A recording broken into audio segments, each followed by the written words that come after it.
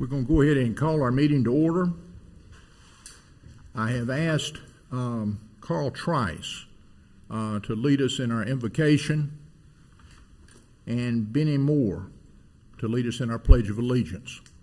Carl, come on to the microphone here, if you would. Thank you. Let us bow our heads to pray. All stand. Let me get everybody standing. I'm sorry. Our fathers, again, that we assemble ourselves before you in thy wise providence, thanking you and only you for the many, many blessings of life. We do ask a special blessing for the heads here who constantly look after the city with all of your beautiful blessings. Bless them and keep them, and also the citizens of Fuquay-Varina. We do also, Lord, we ask a blessing for our police and our fire department as they travel around this city and looking after all the residents. Even when we're asleep, you are protecting us, and they are too. Thank you for what you do. Bless this city. Continue to let us grow together as one city, one state, one nation. Let us all together say, amen. Amen. Thank you.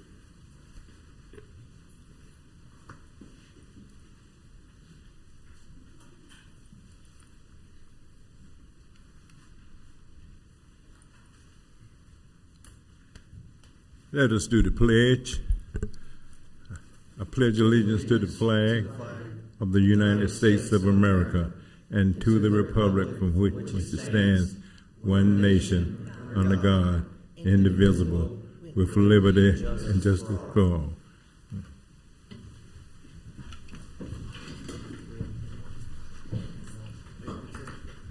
Thank both of y'all.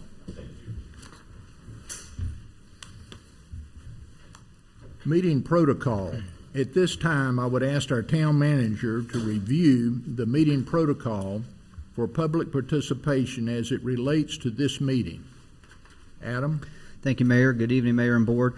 Tonight, in person and virtual, a limited number of citizens from the public have been permitted to attend the meeting in person. 50% of seating availability is permitted by the town at this time for public meetings. Tonight's meeting contains a public comment period and one scheduled public hearing. Due to the hybrid nature of the meeting, the public will be invited to comment both in person and virtually via the Zoom virtual meeting platform. When it is the appropriate time, Mayor Byrne will first call on those wishing to address the town board that are attending in person, followed by those wishing to address the town board via the Zoom platform. All attendees that have appeared in person to address the town board during the public comment period should provide your name and address on the registration sheet beside the podium prior to the public comment period beginning. All attendees that have joined the meeting virtually have joined muted. If those joining virtually wish to address the town board during the public comment period or the public hearing, they will need to notify the town host that they wish to speak. For the public's benefit that may be joining the meeting via the Zoom platform, please press the raise hand button in the Zoom app to notify the town host that you wish to address the board. Please press *9 to raise your hand if you're joining by telephone. After an individual has raised their hand, they will enter into a queue. When the time for public comment or public hearing begins, Mayor Byrne will ask the town host to recognize individuals that have notified the host that they wish to speak by calling out their name or the last 4 digits of their telephone number. Individuals will be unmuted one at a time and invited to address the board. We ask all those wishing to address the town board to begin their comments by clearly stating their name and address for the public record.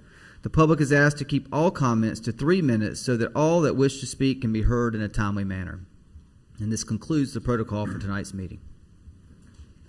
Thank you, Adam. Approval of the minutes of the September 21st, 2021 regular scheduled town board meeting. Hope everybody's had a chance to review them. And I would entertain a motion. Mayor, make a motion to approve the minutes as recommended. Second. Got a motion and a second. Any further discussion? All in favor signify by saying aye. Aye. Opposed? Motion carries. Recognition of Public Works employees Jerry Birch and Ernest Cash, Rhodes Scholar Program, Public Works. More information about this will be presented by myself, Adam, Assistant Town Manager Matthews, and Public Works Director Stevenson. We'll go down. Okay. Tracy's here. Before Okay. Tracy begins, Mayor, you might wish to step down to the podium as well. Sure. And I think we'll have probably Jerry and Ernest. Yep, they're here. stepping Yep. forward. Okay. You might want to have them step forward with you, Tracy. Yeah, Jerry and Ernest, can you come on up here, please?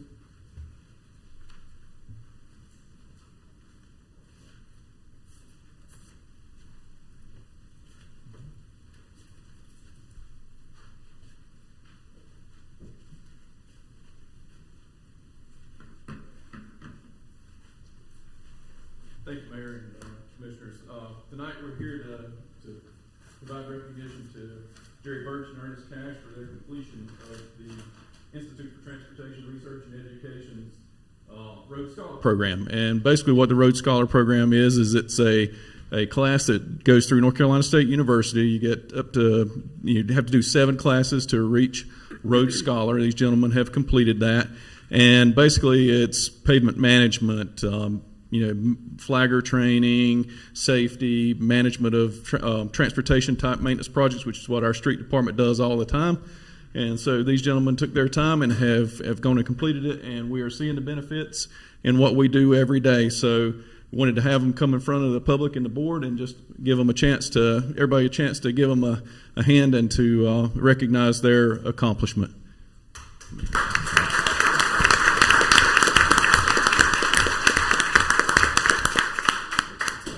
Little bit of a broader scope. This is something that our town managers, assistant town managers, do every day. These 2 young fellas have been through a program that is going to really benefit our community. We have others in the program, whether it's in the police department, the fire department, they're constantly training.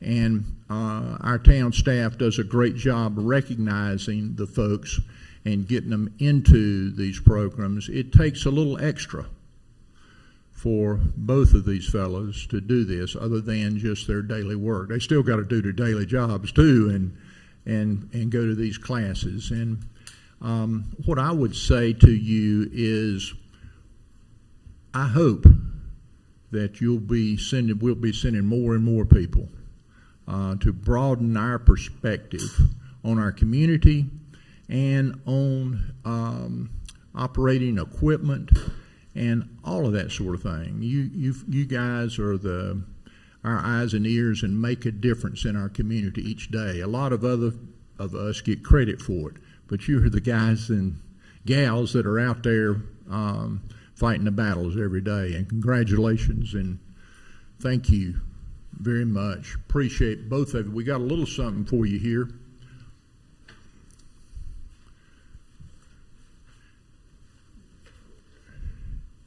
And, if there's anything either one of what you would like to say, I'd love to hear you say it. Okay. All right. Now, what I would like for you to do is go around and shake these folks' hand. Give them a fist bump all the way around if you can. You can start here with this young lady, too.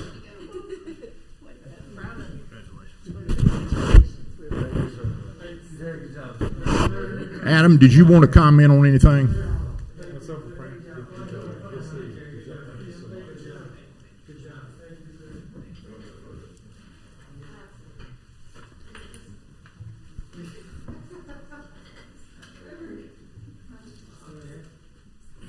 Slide in there a little bit, and I'll try to get in here too. Here we go. Jeez.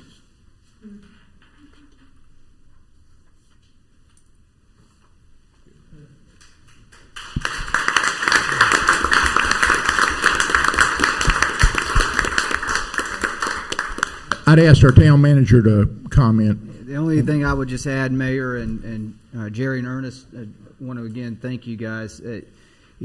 Part of professional development is what is encouraged by the organization, by management, by the elected officials to add value to our community and our organization. Part of it is the employees themselves wanting to better themselves and wanting to go through that process.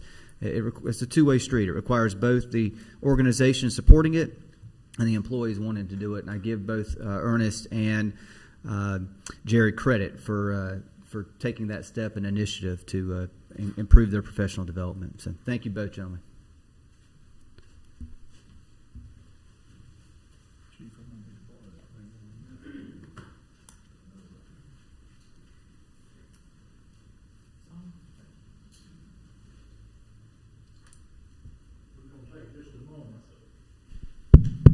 We're going to take just a moment, and I'm going to recognize two individuals that have meant so much to me and to our town in a lot of different ways. The first one I want to come forward is a young man named Benny Moore. And I'd like Benny to come forward. You can run, yes, sir.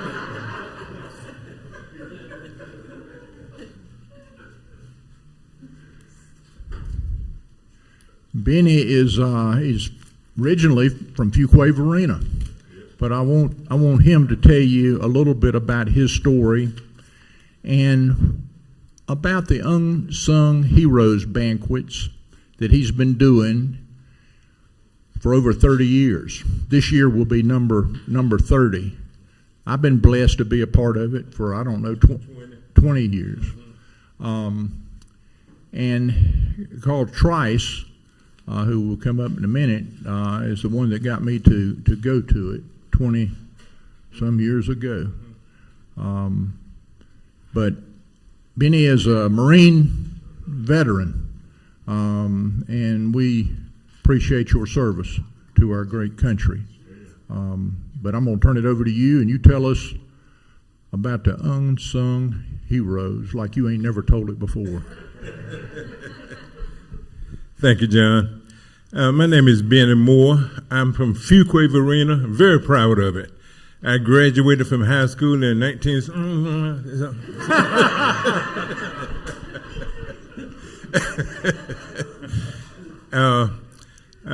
graduated in 65. In 66, I went into the Marine Corps. And as soon as I finished boot camp, I went to Vietnam. Got shot, stayed in the hospital 5 months, got out, went right back to Vietnam. Not by choice now, but because I was told to. When I got out, came back to Fuquay. You know, when me and Carl and William Harris were growing up in Fuquay, there was a gentleman by the name of Mr. Pat Harris. Mr. Pat Harris on Sunday morning would go by and pick up all the kids and bring them to Sunday school. Just because that was his doing, you know, trying to help somebody. And, you know, stuff like that rubbed off on me. When I got out, I'm like, all the people in Fuquay, some people that are doing some great things that need to be recognized.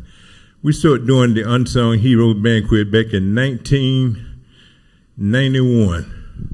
Yeah, 1991. I was in radio for 42 years. During the banquet, Carl invited Mayor Burns to come to the banquet once, about 20-some years ago. He was recognized for the great job that he's doing. And he was so enthused with what we were doing, he became a part of it. So we try to recognize folks, and one thing that I tried to emphasize, the fact that I'm from Fuquay. I'm from Fuquay. I don't care if I get to be 115, which ain't too far from that now, but I'm from Fuquay. But Fuquay matters to me. This is my hometown. This is where I grew up, and I'm very proud of the fact. And the Unsung Heroes Banquet is held once a year. It's always the first weekend in August. We recognize anywhere from 25 to 30 people. There's always somebody from Fuquay or surroundings, and now we stretch out as far as west as Charlotte and as far east as New Bern. So we're doing some great things, and when you get a chance, we'd like for you to come visit us sometime. Thank you, John. You stay right there. He doesn't tell you there's about 1,000 people that attend the Unsung Heroes Banquet every year. It's at the Raleigh Marriott, one of the nicest events that I go to. And what I would tell you is the people he recognizes are so thankful. Many of them are grandmothers that are taking care of children. Many of them are teachers. Many of them are ministers, deacons, they work within the church organizations. And Benny follows all of the churches in our area. And it, like he said, it goes as far as Charlotte, North Carolina now. The first one I went to was at St. Augustine's. And I don't know, Carl, 30 people, 50 people, like there wasn't many there. But Benny has been steadily building it, and it's my honor to be a part of it now. And I know Commissioner Harris has been with me one time there. Yeah. It's an unbelievable experience, and if you get a chance and you can get a ticket, them tickets run out. They run out. He has people showing up and they can't get in, but you have to get them in advance. And wonderful, wonderful experience. I have something for Benny here, and it's kind of special. It's a key to our city, and it comes from the mayor, the board, all of the citizens of Fuquay-Varina. It says a dash more, and Benny, you certainly are a dash more. And I'm going to give you that right there. Thank you, Jim. And I'm going to have to put my glasses on.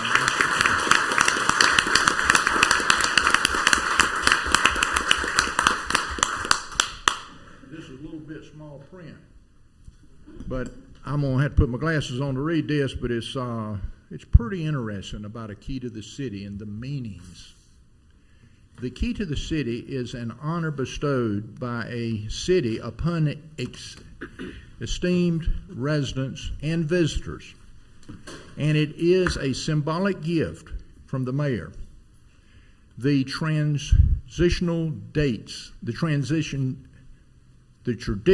dates back to medieval times when walled cities were guarded during the day and locked at night. The key symbolizes the freedom of this recipient to enter and leave the city at will as a trusted friend of city residents. With gratitude, the town of Fuquay-Varina honors you with the key to the city for helping make Fuquay-Varina a dash more. Congratulations to you.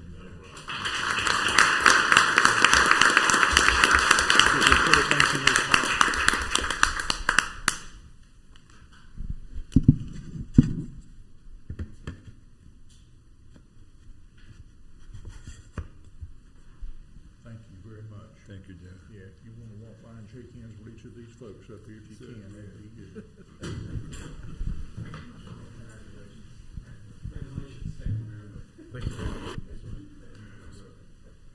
All of these folks have heard about the Unsung Heroes Banquet.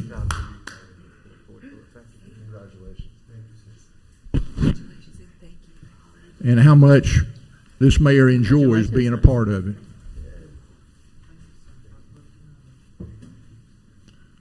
Thank you, Benny. Thank you, Benny. Yeah, absolutely. Yes, with Benny you can get anything. Yeah. Oh, yeah. I can take the glasses off if you want me to. Okay.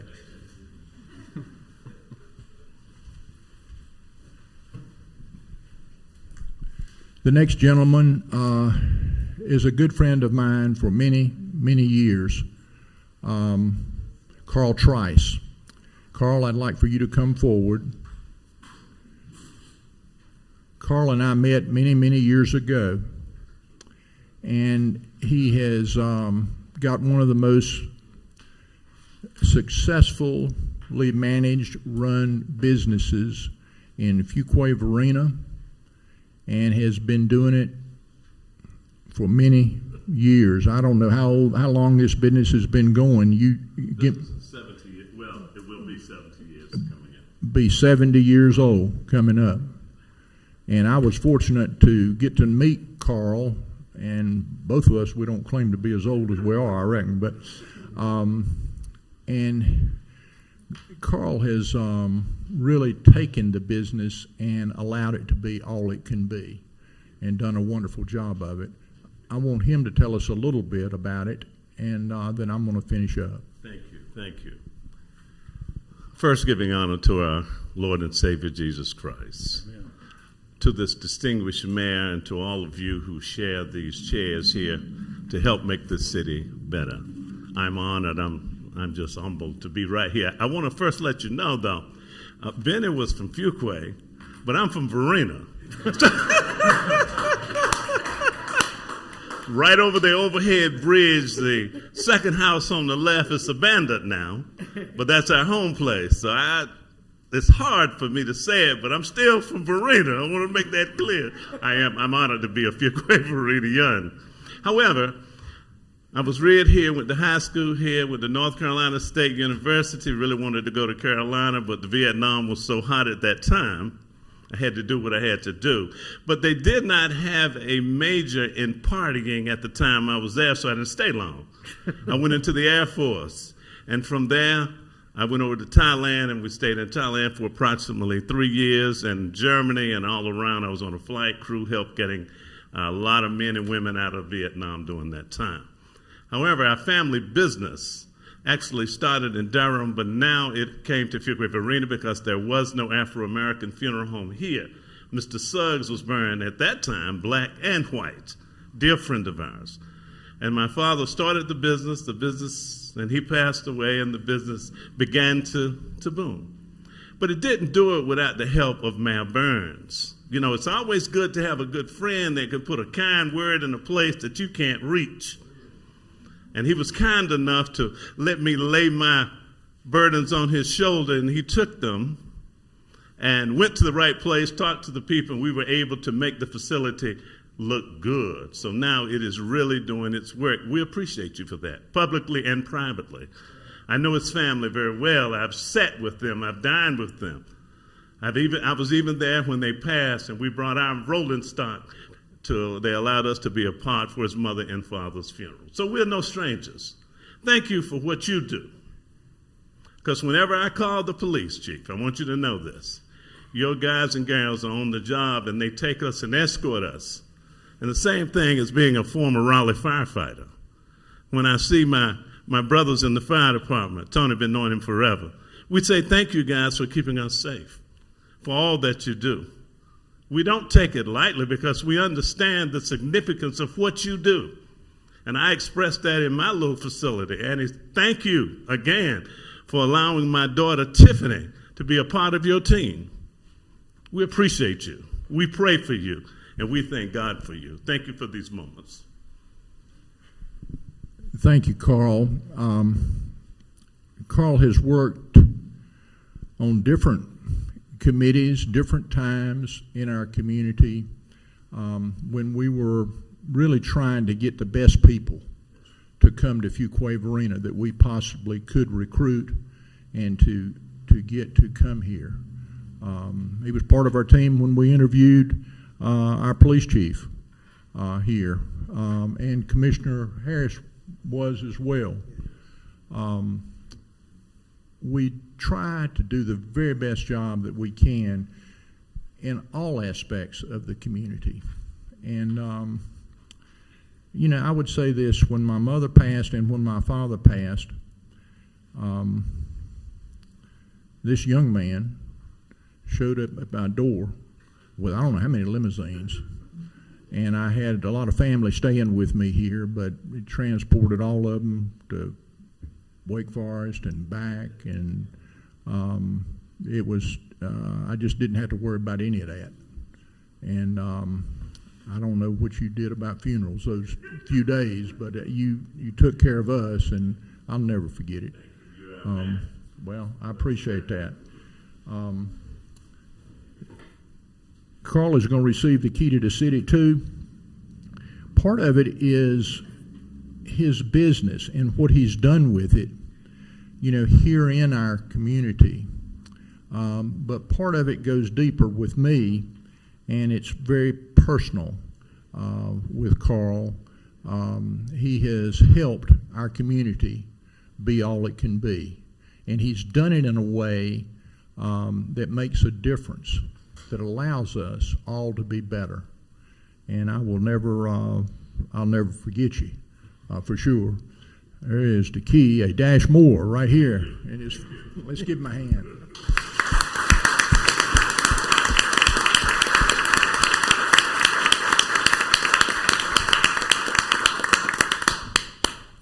You know, I don't do this often, but I'm going to read it again.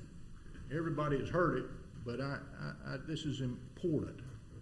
The key to the city is an honor bestowed by a city upon an esteemed resident and visitor, and it is a symbolic gift from the mayor.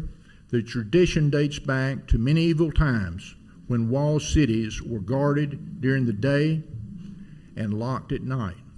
The key symbolizes the freedom of the recipient to enter and leave the city at his or her will as a trusted friend of all city residents. With gratitude, the town of Fuquay-Varina honors you with the key to the city and helping to make Fuquay-Varina a dash more. And Carl, thank you very much, and appreciate, you know, you buying that business, because you did. It had to work through a process, but Carl was able to buy the whole business and made it what it is today. And thank you.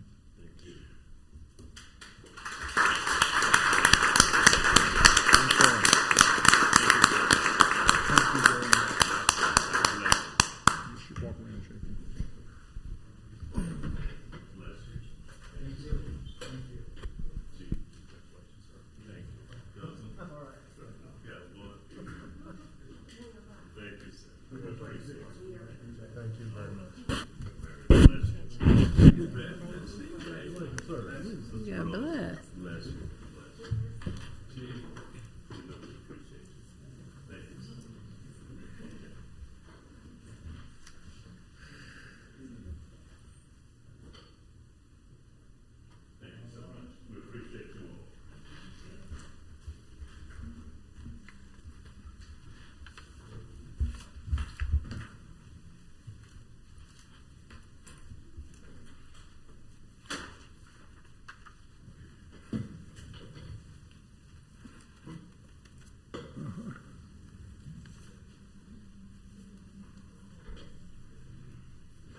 Just want to recognize the Chamber Leadership Program and the participants that are here as part of that program. And I know most of them are right over in this area, I believe. Would y'all please stand? Appreciate you being here. Thank you. Mayor, before we Yes, sir. get to public comment, I know that we had a mayoral proclamation. And while we Yes. have a little bit of a crowd here, would you like me to read that on your behalf? That'd be and fine. If mention that? Rose has it, or Yep, I'll grab it from Rose Okay. real quick. It's 2 pages. this is an interesting proclamation, but I'm honored to be able to be a part of it. Thank you, Mayor, and on behalf of the town staff, specifically the IT department staff, appreciate you proclaiming this. So this is a mayoral proclamation, and I'm going to read it real quick and then also tie it into another sort of important information piece to share with the board and the community. So this proclamation says, whereas the town of Fuquay-Varina, the state of North Carolina, and the federal government all play a vital role in identifying and protecting residents from and responding to cyber threats that might have a significant impact on our individual security, collective security, and privacy. And whereas critical infrastructure sectors are increasingly reliant on information systems and technology to support financial services, energy, telecommunications, transportation, utilities, healthcare, and emergency response systems, making awareness of cybersecurity essential to improve the security of North Carolina's information, infrastructure, and economy.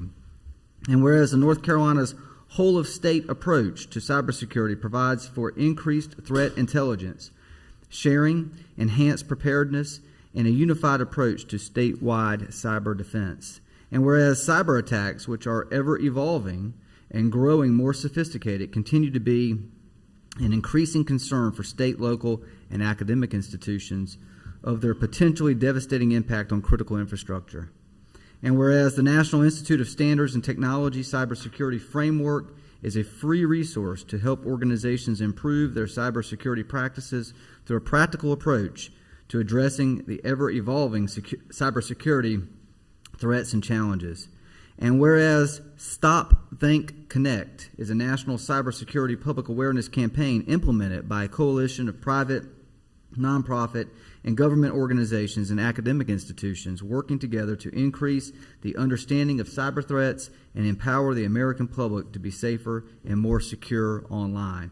And whereas people can help protect themselves from phishing, viruses, malware, and loss of sensitive data by developing good cyber habits, such as monitoring their accounts, being mindful of what they share online, keeping operating systems and applications up to date, creating strong, unique passwords, and changing them regularly, installing antivirus programs and firewalls, and using mobile devices safely. Now, be it therefore resolved that I, as Mayor John W. Byrne, reading on his behalf, do hereby proclaim October of 2021 as the National Cybersecurity Awareness Month in the town of Fuquay-Varina, North Carolina, and commend its observance to all citizens, in witness whereof the mayor has signed hereunto his hand and caused the great seal of the town of Fuquay-Varina to be affixed on this 19th day of October 2021.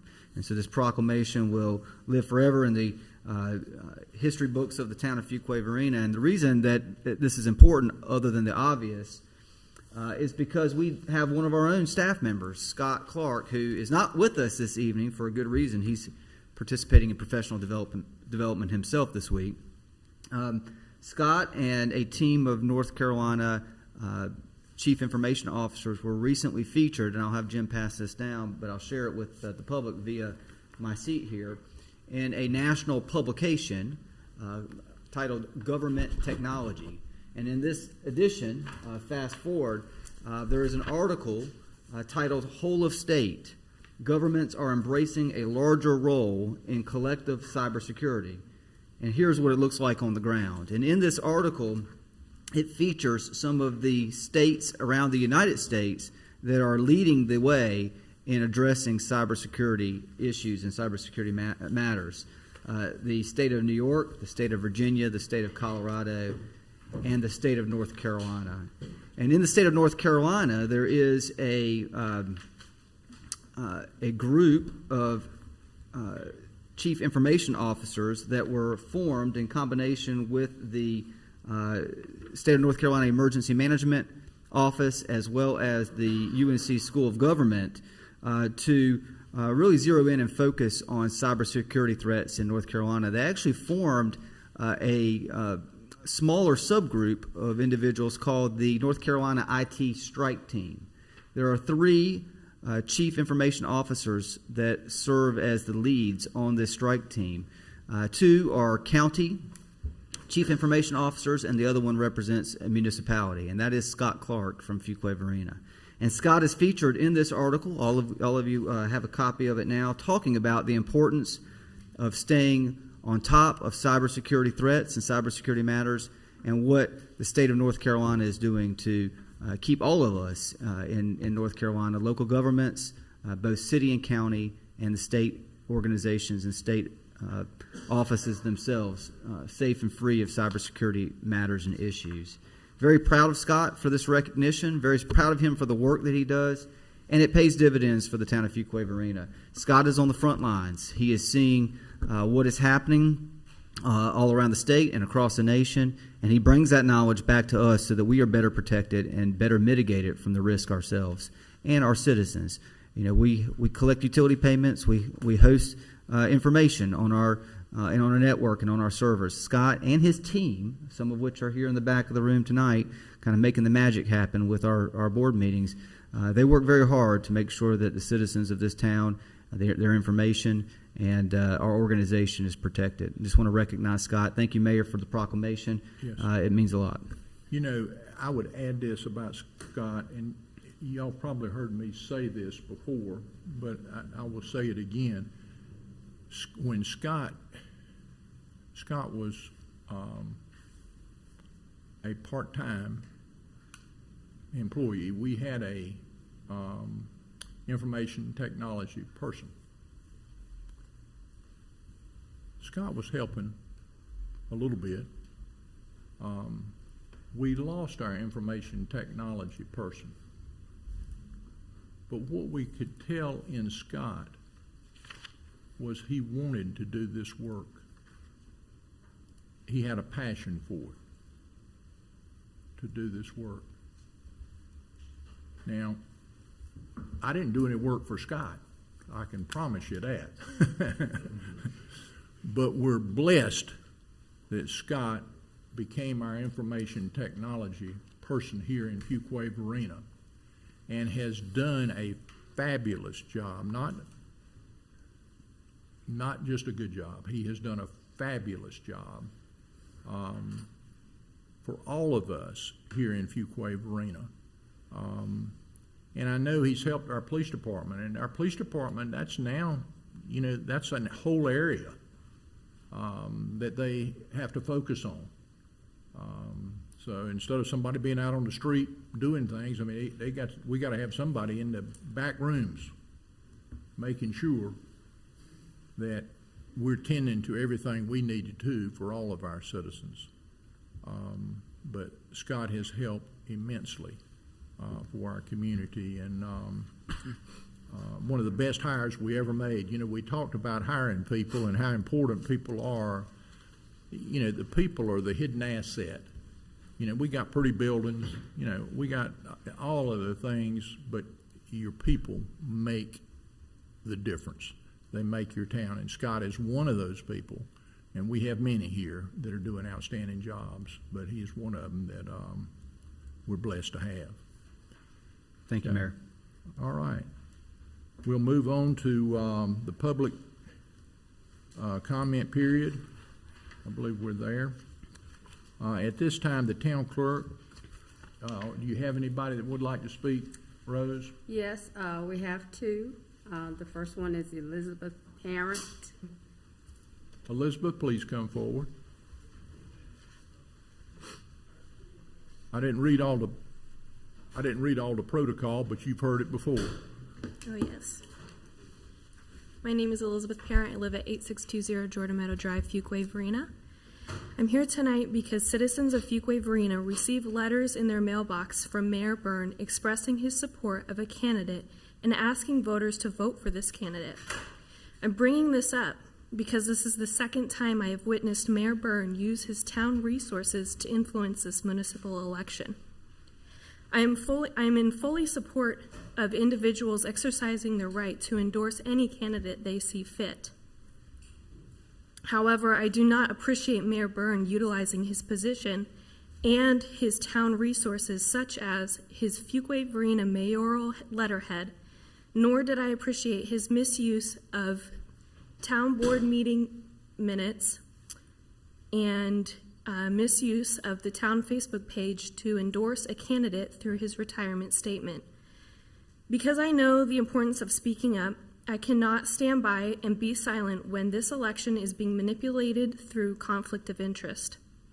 I'm asking that you cease this behavior in order for citizens of this town to conduct a fair election free of conflict of interest. Thank you. Thank you very much. And, you know, I may comment on that. We had a meeting when I decided that I was not going to seek re-election. And I told everybody in that meeting, Commissioner Harris, all the commissioners. Well, call every commissioner. Just don't call me, because it seems like you're singling me out. Just say commissioners. Don't single me out. I think call every commissioner now. We're gonna keep it level. Now we're just gonna do that tonight. Mm-hmm. Were you one of those commissioners that was in the room? And who else called those names too? Commissioner Garner called everybody's name. I think everybody was there. Well, why did you just call my name? I haven't finished, Well, Commissioner Harris. but you just, I think well, you haven't finished. I want to hear what you say and include everybody. Well, and I appreciate that if you'll let me finish. Well, I am. I'm Okay. waiting to hear. Okay? And I shared with all of them Thank you. my plans to endorse Commissioner Harris or no other commissioner, Commissioner Smith, Commissioner Gardner, Commissioner Wunsch, even our Mayor Pro Tem, had not filed for election. And I said what I said, asking to support and for our town to move forward in a real positive way. And that's what I expect, and that's really what I want. It's not anything against anybody. It's something that's for somebody else. Now, I'm done. So we'll move on. Anybody else, Rose? Yes, we have Marjorie Fish. Marjorie, please come forward.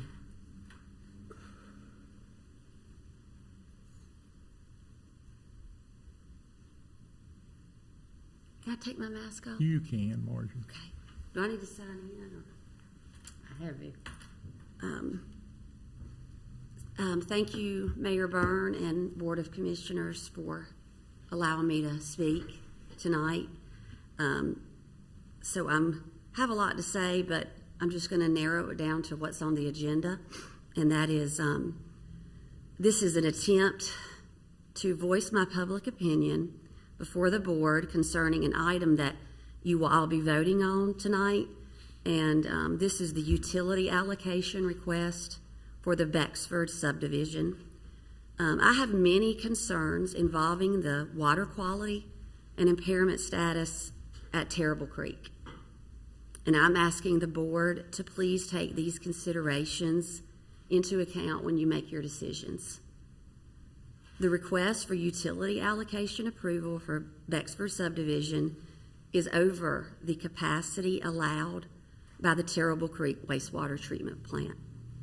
And the town of Fuquay-Varina staff recommends allocating the water and sewer for phases 1 through 4 of the Bexford subdivision, which is 398 homes on undeveloped farmland bordering my home.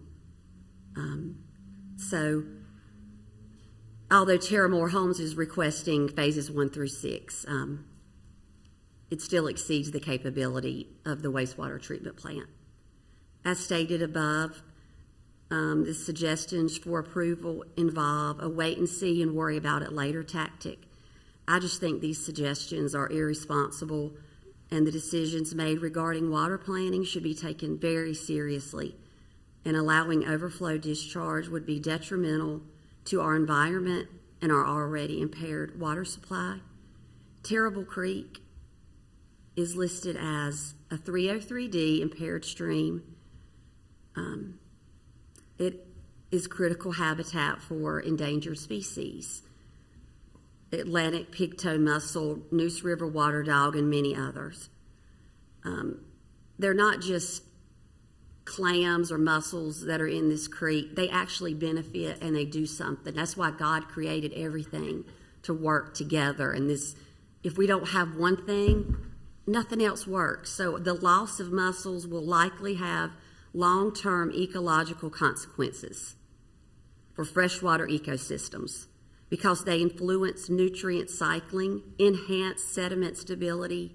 They provide physical habitat for other benthic macroinvertebrates. They're forage for birds and mammals, turtles. So all of that is what makes these mussels special, and that's why they're protected. So the town of Fuquay-Varina discharges the treated waste into Terrible Creek, a protected and impaired stream. And in order for a stream to be listed as impaired, much criteria has to be met. And upon its listing, it is the local and state government's responsibility to remedy the impairment, pinpoint the cause, and make every effort to develop a total maximum discharge load. So, approving a request for allocation that's going to be over the limit on an already impaired stream should be taken very seriously. I understand that 400 homes is going to make somebody rich, but it's going to affect a lot of lives, and that needs to be considered as well.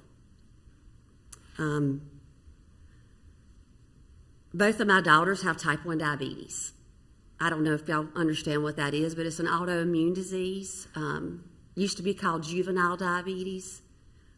It's an autoimmune disease with unknown causes and causes that could be environmental.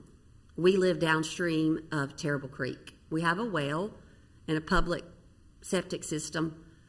We don't drink the water out of Terrible Creek, but it can infiltrate into our groundwater. And I just can't help but think that maybe that could have had something to do with it. I don't know. The causes are unknown, but my daughters have to take injections, 4 to 5 injections daily, and check their blood sugar constantly. They're 16 and 18, and they've been doing this since they were children. They have no spontaneity. They can't just eat whatever they want. It's a very, very regimented schedule, and it is hard for them. I've been emailing y'all, and I don't get responses. Blake, thank you so much. You came and spoke to me. I appreciate it. I really do. I thank you for coming out and speaking with me. That really means a lot, and I respect you for that. But this is just my attempt to be seen and my voice be heard. I just don't want to, I'm not going to email anymore. Think about your decisions and think of how they affect other people. That's all I ask. We live here, we're in the ETJ, but my husband's family has been here since 1761. On the waters of Terrible Creek, the original land grant, Nathan Rowland. We have the right to live here too. If these things keep happening where we live, how can we survive and have a quality of life? Thank you. That's all I want to say. Thank you very much for being here. We appreciate your comments. And Adam, you want to comment on? I mean, we're certified by the state and everything on discharges and well, yes, sir. That's a lot to unpack in a short amount of time, but I guess I would make a few comments. One, a good majority of the concerns that Ms. Fish has addressed via email are of technical in nature, and so I know that the town board often, when receiving emails of really technical subject matter, will ask town staff to respond. I know our engineering director has responded on at least one occasion regarding water quality and discharge into the Terrible Creek. I believe that Mrs. Fish has exchanged another email that our engineering director is going to be working to respond to as well. I also believe that those same concerns have been inquired with at the state level with some of the North Carolina legislative representation who have called us to ask us to provide them information, which I understand that Matt Poling, our engineering director, and Michael Wagner, our public utilities director, have responded to.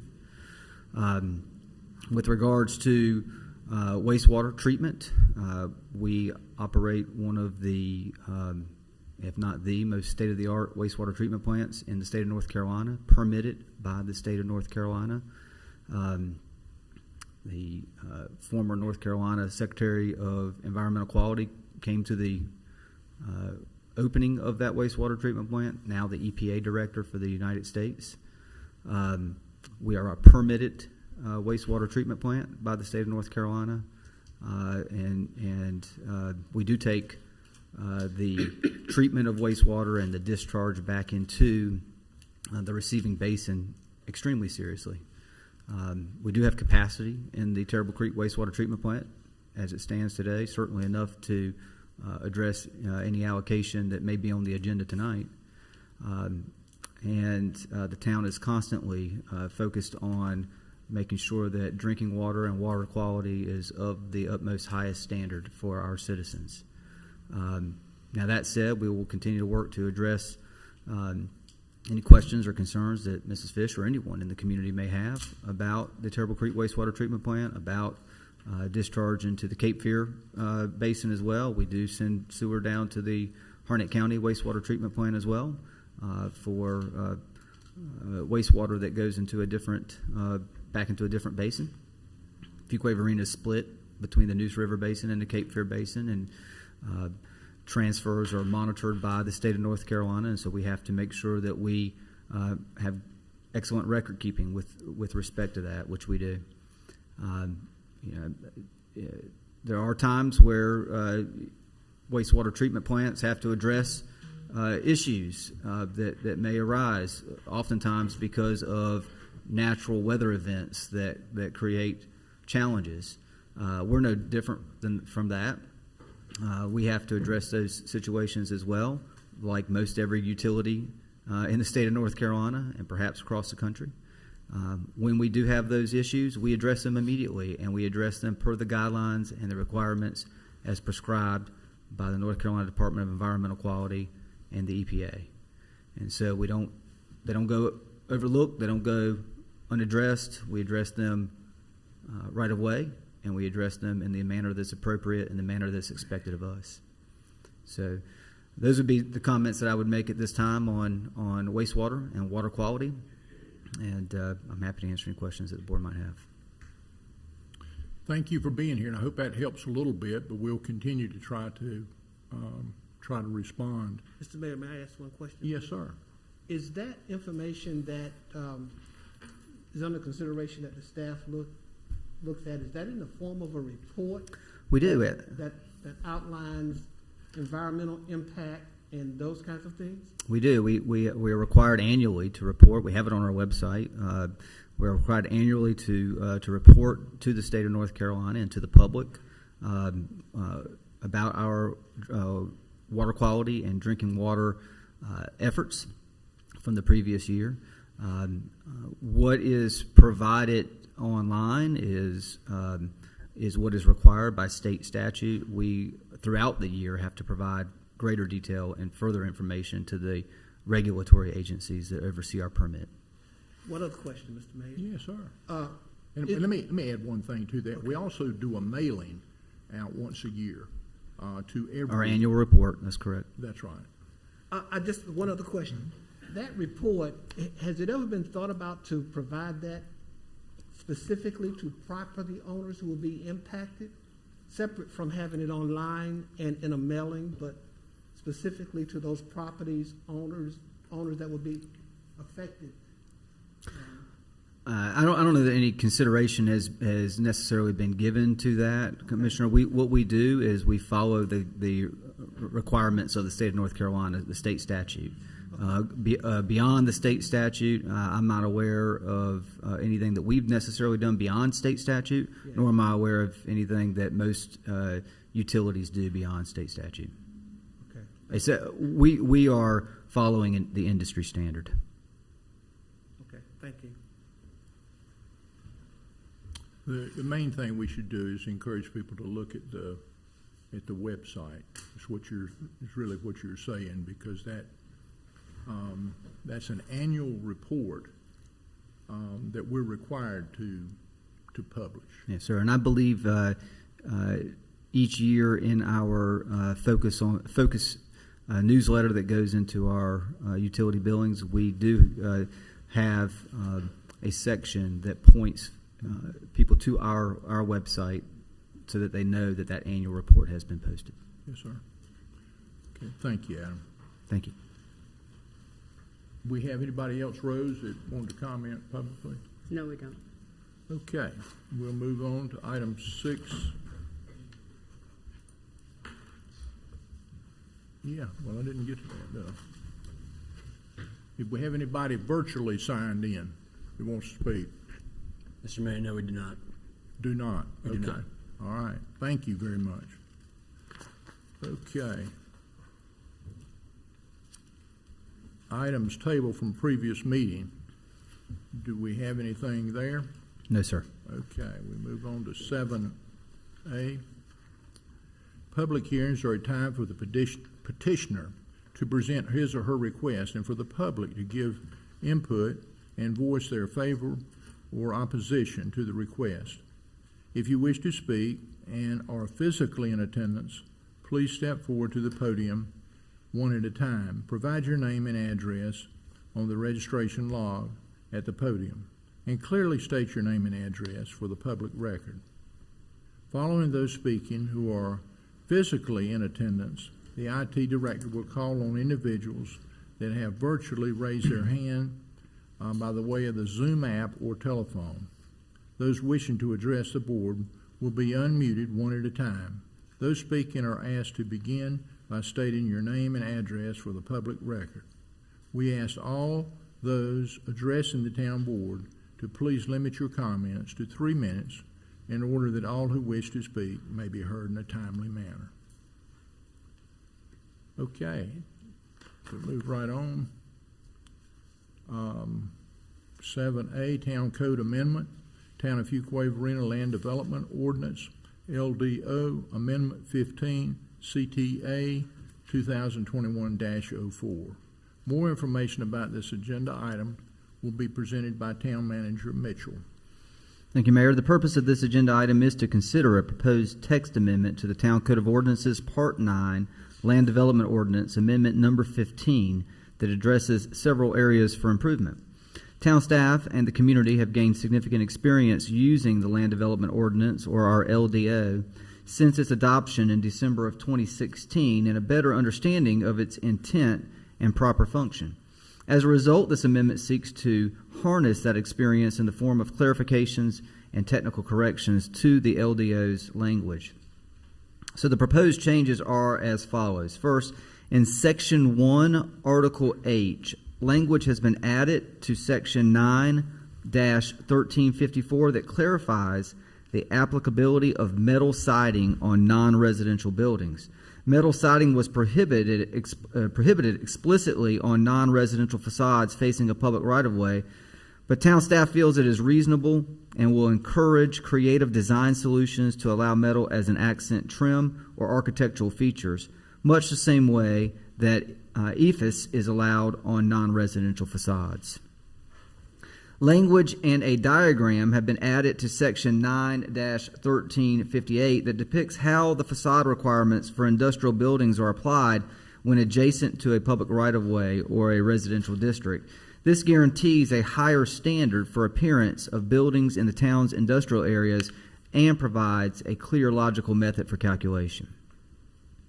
In Section 2, Article J, standards have been added to Section 9-1458 that outline the requirements for lots in subdivisions that only serve the purpose of providing utilities. These lots may now be exempt from meeting the zoning district minimum standard for a residential lot, with the agreement that the lots will be strictly utilized for utility purposes only. While still being required to meet the specific utility standards and provide required screening for the proposed use, this approach will provide flexibility in locating utilities in the most efficient and appropriate location and will match the way utility lots are treated by many of our neighboring municipalities. Language has been added to Section 9-1460 that gives parameters for how an administrative adjustment may be applied to deviate from the block length standard. This is an effort to provide for instances where meeting the required block length would require the construction to interfere with environmentally sensitive or historic land or pre-existing incomplete blocks. This will provide conventional subdivisions the same allowance that is currently in place for form-based developments, encouraging creative roadway frameworks and networks that limit negative impacts. A correction has been made in Section 9-1463 that changes the driveway access width for mail kiosk from 18 feet to 24 to bring the land development ordinance into compliance with the town's standards and specifications and construction details. We had two conflicting numbers between the two documents. This brings them into alignment. Section 3, Article 9, the table parking standards has been edited to clarify the required parking associated with assembly uses and offices. Section 4, Article O, language has been added to Section 9-1713 that provides an exemption regarding the landscaping buffer for residential lots that front onto thoroughfares. Currently, rear-loaded lots that front onto thoroughfares are required to comply with the 20-foot thoroughfare buffer, which is in conflict with the intent of creating walkable urban spaces. This exception substitutes street tree plantings and hardscape elements for the 20-foot thoroughfare buffer in order to integrate the pedestrian environment. Section 5, Article Q, language has been added to Section 9-1808 that codifies the requirement for a pre-submittal meeting for annexations. Previously, this was not required, but it has been staff's experience that annexation petitioners gain valuable information pertaining to the annexation requirements as well as the availability and procedures of town services. Section 6, Appendix A, a grammatical edit wherein the word steam has been replaced with the word seam. And this has been made in both sections 9-2002 and 9-2003. Language has been added to both sections 9-2002 and 9-2003 regarding the fencing types that are permitted in the Downtown Center 1 and Downtown Center 2 zoning districts in order to raise the standards in the downtown areas. So management and staff are recommending approval of the proposed Town Code Amendment. We believe that it is reasonable in the public's interest as it improves upon the Land Development Ordinance's intent to modernize, provide sustainability, and allow for ease of use and enforcement with respect to the town's current standards. At the September 20th, 2021 regular meeting of the Planning Board unanimously voted to recommend approval of this text amendment to the Town Board. There is no fiscal note, as this is a Town Code Amendment proposal. The recommendation to the Town Board this evening is to first conduct a public hearing, followed by a motion to approve CTA-2021-04 Amendment Number 15, an amendment to the Town Code of Ordinances Part 9 Land Development Ordinance as presented and recommended by town staff. The text amendment improves upon the Land Development Ordinance and is reasonable and in the best interest of the public for the reasons identified by management and staff. I'm happy to answer any questions that the Town Board may have either before or after the public hearing tonight. I think we're good. The hearing is now open. Does anyone attending in person wish to speak in favor of the Town Code Amendment?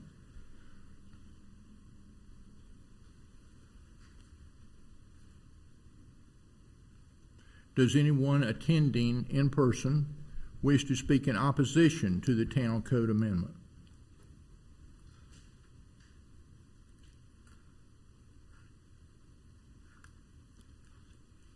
Does anyone attending virtually wish to speak in favor of the Town Code Amendment? There are no hands raised. Thank you. Does anyone attending virtually wish to speak in opposition to the Town Code Amendment? There are no hands raised. Thank you. The hearing is now closed. Is there any discussion by the board? And if not, what is the pleasure of the board? I was just going to make a comment, Mr. Mayor. I know in 2017 we did a major, am I correct on that, Adam? We did a major revision to our land development ordinances, maybe in late 17, early 18. We did. I mean, some of the very first, after we adopted the LDO in late 2016, some of the very first amendments were pretty substantial to make sure that we were operating in the most efficient and effective way.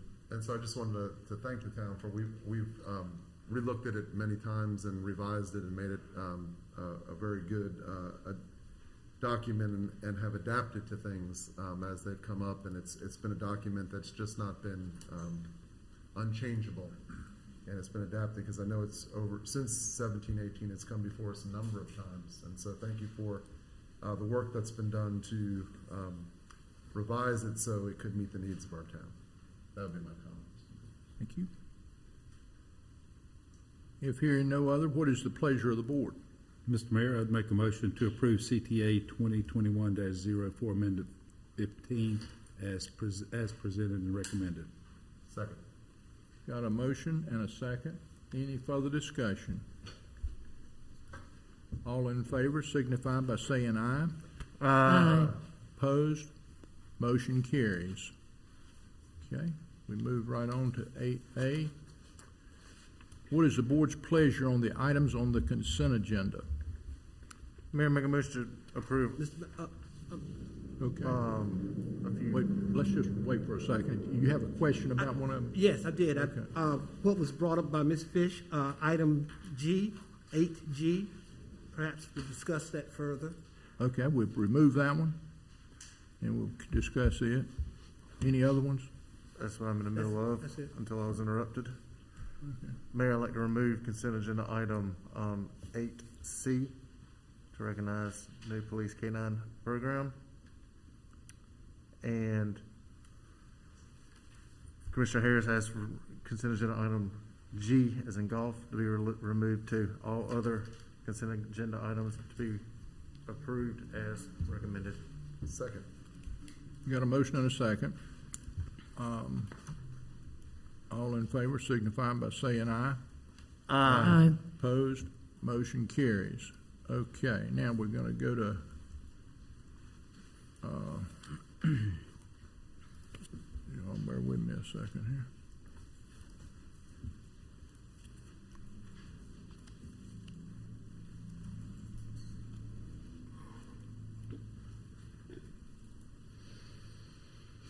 This section is reserved for items removed from the consent agenda.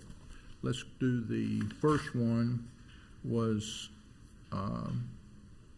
C, budget amendment recognizing donated funds from the police department, police K-9 program, $12,500. Did you want? I'm in favor of it. I should have left it to be approved and not have to be voted separate. So that was not what I meant to say, but that is what I said. I want to recognize what you got going on right there. Sounds pretty exciting. Mayor, would you like me to elaborate just so the public? Please, if you would. So the purpose of this agenda item is for the town board to consider adoption of a budget amendment that recognizes funds as awarded by the Cary Kennel Club and the AKC Reunite for the police department's K-9 program. The Fuquay-Varina Police Department recently applied for 2 grants to further support and add to the Fuquay-Varina Police Department's K-9 operations. The Cary Kennel Club approached the police department requesting to assist in expanding the department's K-9 program from 1 K-9 to 2. The Kennel Club awarded a grant in the amount of $5,000, and the AKC Reunite awarded a grant in the amount of $7,500 to add a second police K-9 and purchase the associated equipment for the police department's K-9 program. These grant funds will be used to offset the expenses specifically for the purchase of a second K-9 and the equipment required for the second K-9, expanding the K-9 program to enhance public safety services in the town of Fuquay-Varina. A total of $12,500, and the motion for the board to consider is to approve Budget Amendment BA 22-13 as presented and recommended. I would entertain that as a motion if that's what you want to do. So I am in favor of it. I just wanted Chief to have more to tell us about the exciting Chief? thing with that if you like. But yes, make a motion to, Chief, go ahead. I'll make my motion after you speak. Well, as many of you already know, we have just one K-9, and that's K-9 Dash. And Cary Kennel Club actually knew that. And instead of going to Cary or any other agency, they came to us. Cool. And they offered this grant. And they also shared with us the other grant opportunity. And so we applied, and we were able to get it in less than 30 days. So we were very excited for that. This will enable us to expand our program to allow the services of a K-9 unit. This is particularly important when we have missing persons like the 15-year-old that occurred just a few weeks ago. We utilized K-9 services from another agency. So this expands our operations and it enhances public safety for our community. Having one makes it very difficult for our organization, and we do have to depend on other agencies. We'll still work with other agencies, of course, because we do have mutual aid. This just enhances our operations. Chief, does this dog do anything different than your current dog will do? Yes, it will be slightly different. It's a multi-purpose dog, but we will not be training the dog to smell marijuana because of the changes in upcoming legislation. And once you train a dog on marijuana, you can't untrain a dog. So looking at the forecast of the future and being smart with the utilization of our resources and having the consideration of changing opinions and the laws, I'm looking at making sure that we have our resources that are used effectively and efficiently for the best interest of our community. You know, one other thing, we had an officer we recognized about helping it on in the process of could have had a suicidal situation. Didn't we use the dog in some form or fashion? We used a robot, or we used the robot in that case, sir. Okay, yeah. But when we have different situations, we utilize whatever tools and resources we have that best fit that particular call. Sure. And in the case of a missing person, a missing child, a silver alert situation, canine is very useful when trying to locate someone, particularly in a wooded area. Mm-hmm. When will you be able to have this new member? We're going to evaluate a dog, and so it just depends on what's available within the resource. There are a lot of other agencies that are looking for canines, so we have to see what's actually available out there. So it could be a couple of months before we actually purchase our canine officer, and then we have to train the officer, which takes anywhere from 6 to 8 weeks, and of course outfitting and getting all the equipment that we need. There may be some delays in purchasing certain equipment just because of what's going on in our nation right now with getting equipment. Well, Chief, as we know, lead times are difficult out there on some of that, but you're, I think it's exciting that you have doubled your canine department, your canine force, and as you know, you got a lot of support in this community between businesses and citizens that would love to help you out if you need any help in any areas of that, any areas of support for that. So that is exciting. You got any ideas for a teaser now, or maybe hold on to later on what you might name them? Well, I do know that we've had some outreach and support previously for Dash and getting a bullet-resistant vest, and there are certain groups that do that. So those are the kind of things that we absolutely would love support from our community on, and they can just contact me later to find out that. But in addition to just adding this resource, it also enables our officers to have different career development paths, and that we have a lot of officers that are interested in canine. It's just like we have other officers that are interested in investigations or traffic. When we expand opportunities like this, it helps us retain good officers within our department. So this is just another step. We've expanded our traffic unit. This is expanding our canine investigations. This helps our officers stay here in our community and provide exceptional services for our town.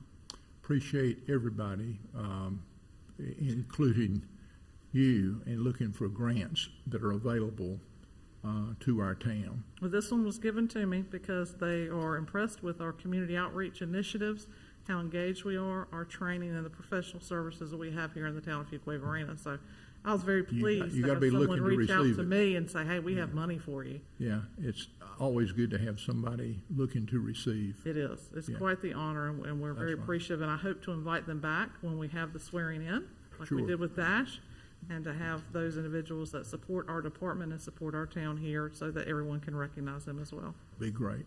Thank you, sir. Thank you, Chief. Great, Chief. Okay, Mayor, make a motion to approve as recommended. Second. got a motion and a second. Any further discussion?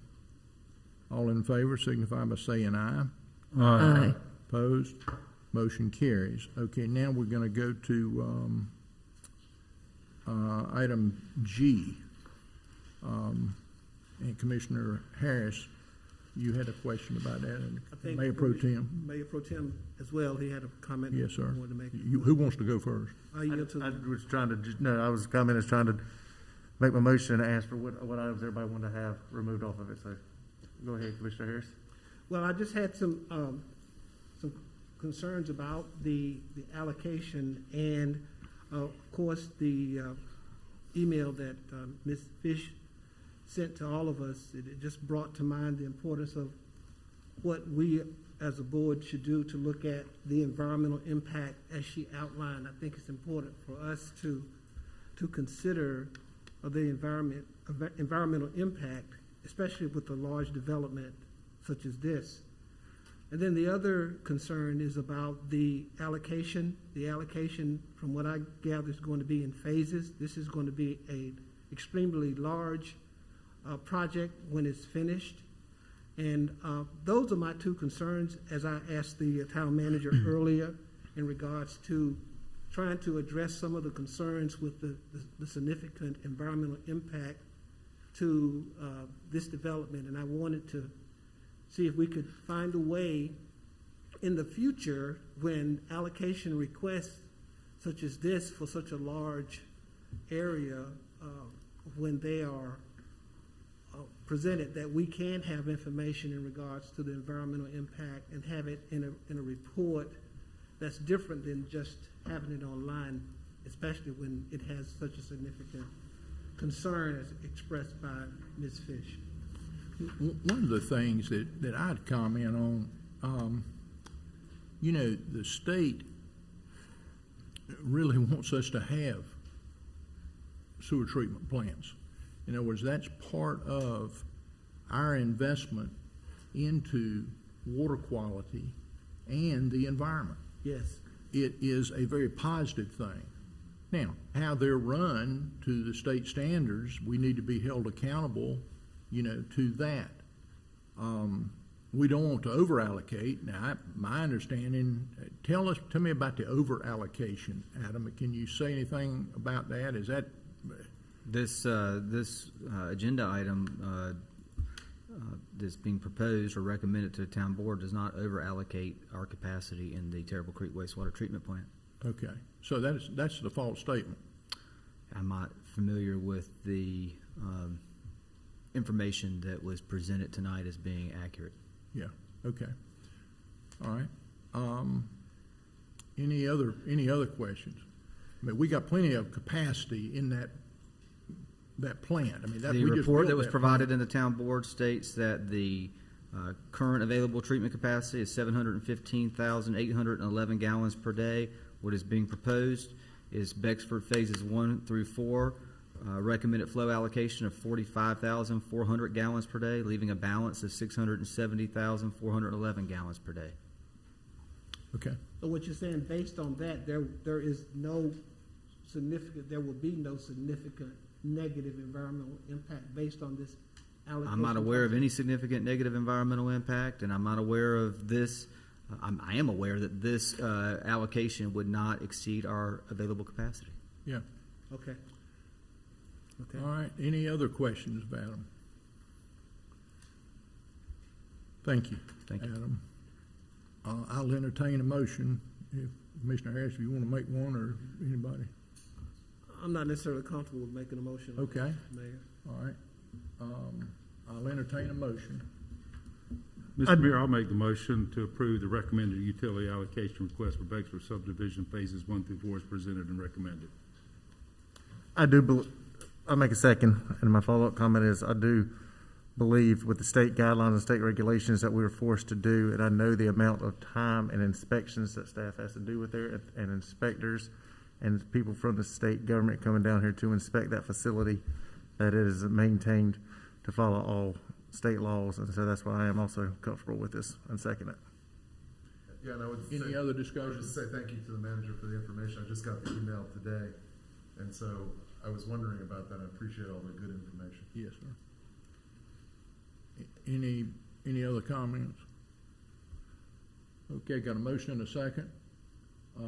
All in favor signify by saying aye. Aye. Opposed? We will, it was unanimous, and we'll move on to the next one. Mayor, I would also just add that we do have a public utilities director for this organization, Michael Wagner. Michael's here tonight, and while I know that he and our engineering director have responded to some inquiries by at least one member of the North Carolina legislature that was asked about this by a constituent, Michael stands ready to be able to address concerns, if there are any, related to environmental impacts, what the state of North Carolina requires of us as a permitted agency, and any other concerns related to capacity. I think I'm okay with where we are. You're all right? Okay. Thank you. Excuse me, and who knows who to contact if they want to talk to that person?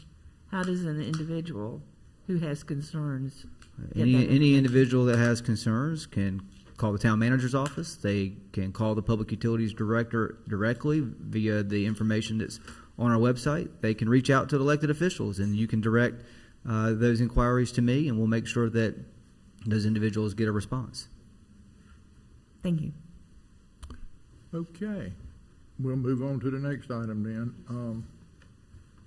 I think we're section removed, only items removed from the consent agenda. Okay, we're at 10A. Fire station number 4. Design, systematic design, Mitchell and Malwin. Chief? I'll go through the agenda abstract, and then I know Chief, as we're kind of moving through the slides, will likely point out some features if he has annotation ability on the screen in front. I may be throwing my IT department a curveball. I'm not sure, but we'll see how this works out. The purpose of this agenda item is to consider concurring with the recommended schematic design for fire station number 4 and authorize proceeding to the design development phase of the project. In May of 2021, the town board approved the design build contract for fire station number 4 with the Bobbitt Construction Design Build team. The town's fire station 4 team, which consists of the town's fire department staff, Wake County Fire Service personnel, Wake County Facility Design staff, and Wake County EMS personnel, have been working with the Bobbitt team on a schematic design that will meet the needs for all parties involved. After many meetings and adjustments to the schematic design, this step in the process has been completed, and the town is ready to move to the design development phase. Provided is a copy of the schematic design that was in your agenda materials, here on the screen in front of you as well. That includes the general floor plan, which is in front of you, that in a moment I'll ask Chief Malden to kind of quickly run through, as well as a cost share floor plan, and I'll have him explain that in a moment. A conceptual site plan, conceptual in the sense that it's about 95% there. This is not hinging on our ability to move forward with the next phase in the process. Just some minor tweaks are being worked out, but generally what you see in front of you is what will be for the site plan and the front of building elevation. Town staff continues to work with Bobbitt's team to finalize cost estimates and project scheduling. Provided the town board concurs with the schematic design, town staff will send a notice to Bobbitt to proceed to the design development phase of the project, which includes construction plan drawings. It's the next step in the process to allow us to move towards construction. The contract has already been approved for this step of the project, so there's no contractual request of the town board tonight. Town staff is simply seeking town board concurrence before moving to the next phase. The recommendation this evening is by motion to concur with the schematic design and authorize town staff to proceed to the design development phase of the project.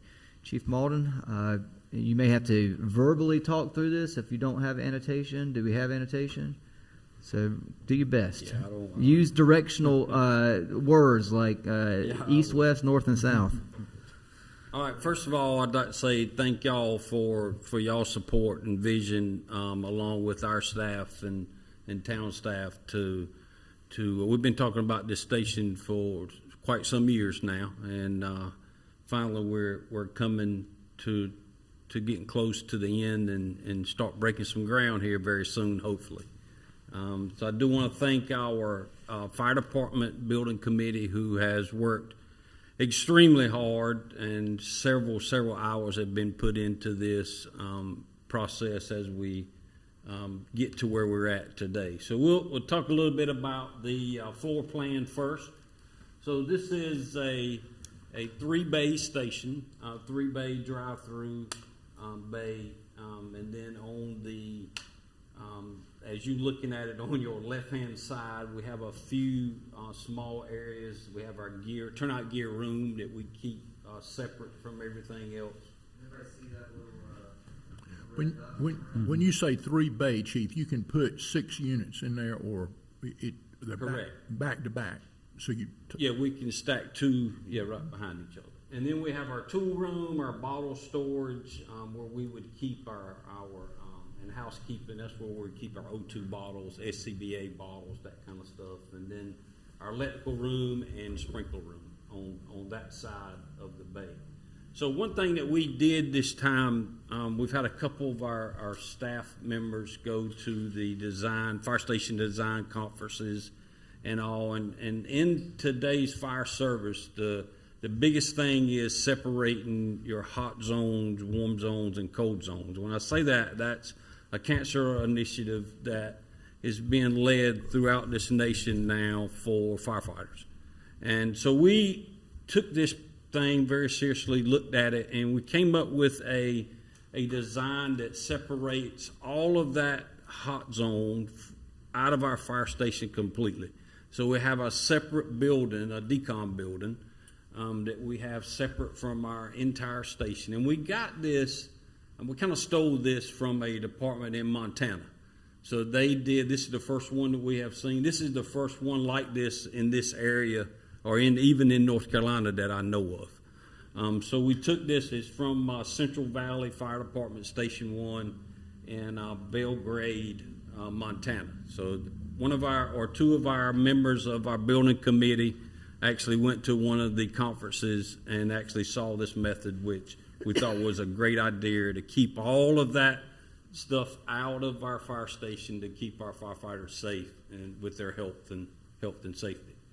So in the top left-hand corner, that is that building. So there will be a small drive-through bay that you can drive through. That you can drive through. This is where we will wash all of our vehicles, wash our hose, wash our turnout gear, wash all of our equipment, our air packs, and none of that will ever go into the bay of the fire station. None of that will ever go to the inside of the fire station. It is all done in that separate, and we'll talk about location of that when we get to the site plan. So that is all done outside to keep all those carcinogens and everything out of the fire station that are those cancer-causing materials in firefighters today. We're very proud of that. Is it outside? It is outside. It's a whole separate building, But I mean, the washing is going to be outside of the building or inside? No, it's inside. So the top left-hand corner is our decon room. So we have our gear extractor, our big wash machine for our turnout gear. We have a turnout gear dryer. We have a big sink and an emergency decon shower. So one thing that they, again, with the cancer initiative is when we go on a big structure fire, and all of us have been in all that smoke and all, we have all kind of wipes that we use to wipe down on the scene. The guys men and women can take the shower in this room before they ever bring that stuff back into the fire station. So we're trying to separate all of that out of our living quarters and fire station all together. They would take a shower, and it's very close to the building. You'll see that in a second. But they would do all of that decon shower, changing clothes and all in this building prior to moving into their living quarters. So what we don't want to do is take all that stuff back into where you're sleeping and all that. We do like we do now in some cases because we don't have no choice with that. And then you have your mezzanine at the bottom. That is the mechanical mezzanine. It will go over top of the kind of where the radio room is, right there in the middle. You can see the steps in the bay. That's where the mezzanine, and that's where all our HVAC units and all go there. So starting up at the top, we have our dorms, some storage rooms, a radio room. The bottom section of that living quarters there, we are planning on moving our code enforcement division, fire prevention division, our fire marshal and deputy fire marshals to this building to relieve some room at Station 1 for us. So we'll have the fire marshal and our 4 deputy fire marshals. They have their plan review room where they do all the plan reviews that comes through, copier room, storage. And then moving up, we have a square there that is all bathrooms and all in one pod, kind of sitting in the middle of our station. We have EMS's day room. So now our EMS units in Wake County most of them are 12-hour shifts instead of 24. So they really don't need any bunk rooms, but we do have a day room, and they will be co-locating with us at this station. We have a physical fitness room, and then our kitchen and day room. The guys that we've had now, the ladies, we all like the open concept of our day room and kitchen together. So we got where they can cook and where they can still keep up with what's going on, and everything's they're not two separate rooms, and they like that open area. And then we do have a small training room. It's no way near as big as some of the other training rooms that we have, or like Station 1, because there's not going to be that many people like we have at Station 1 here. We do have a small conference room. And then our front entrance come into a lobby. One thing that we're very proud of and can get incorporated into this is we're trying to create a history room, that somewhere where we can put our antique truck and show it on display. And we have all kinds of old equipment that we have picked up from years that's come from this department that we have gathered, and we want to make sure that we can preserve that and put that in this history room. That's great. So that's kind of a quick layout of the floor plan. Any questions before we move on to the next one? And I'll need to get control into the next slide. Very good explanation. All right, so this is the same floor plan, and this is what we do. We work with Wake County Fire Services and Wake County EMS to determine kind of cost share percentages of how we move through this process. So we take everything in red is 100% our cost as for the town through our fire service that we do. Everything in blue is 100% Wake County EMS with that.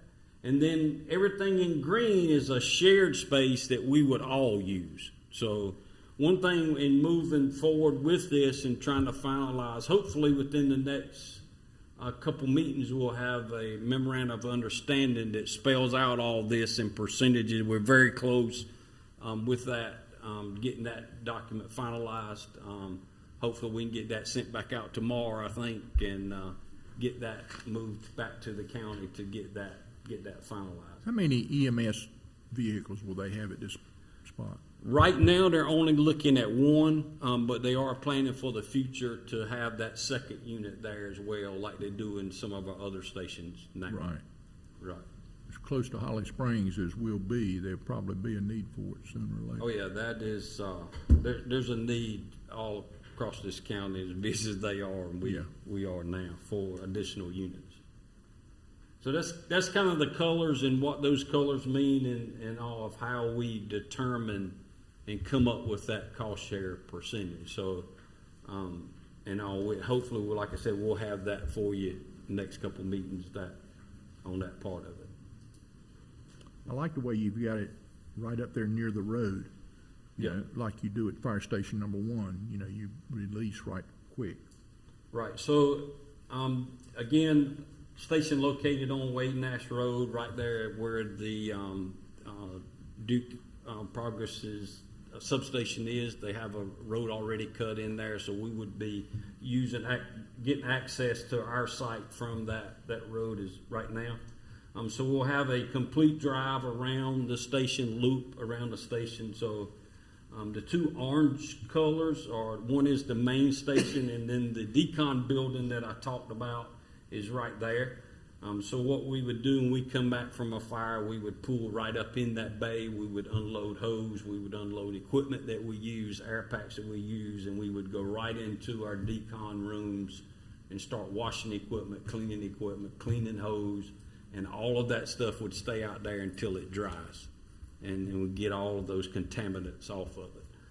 Then the truck would get clean, and then it would pull into the station and keep all of that stuff out of our station itself. So There is still some work we got to do and just some turning radiuses and all on the site plan. We're still working with Bobbitt trying to complete that.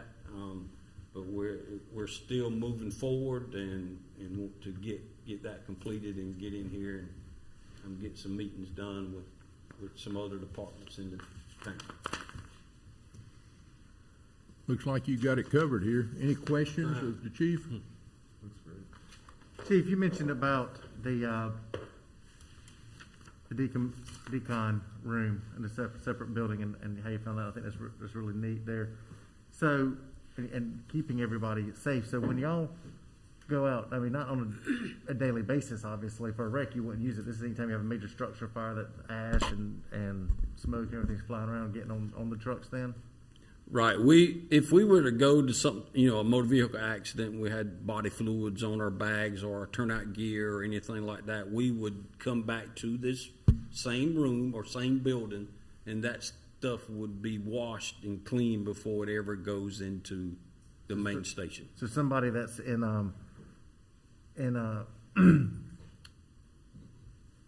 like a better word, somebody that's in the head of the truck would determine it, or you would determine it, or somebody higher up would say, hey, this today qualifies, y'all need to make sure you go in there to remind somebody to use it.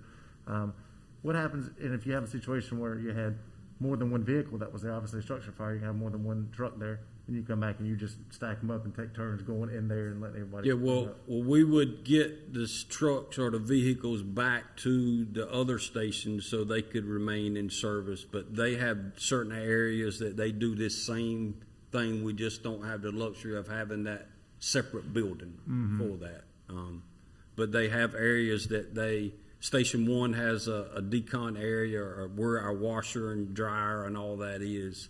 So that, Chief, that answers my next question. I was going to say is this something we need to add to other facilities? So as we build and add on fire stations, this is something that we need to be doing. But for today's safety, at least at our other stations, they have methods you said outside different places to go to. That is correct. Okay. Yep. Good. Other night, this was interesting, and you have to think about our police and our fire department. They respond to all kind of weird things.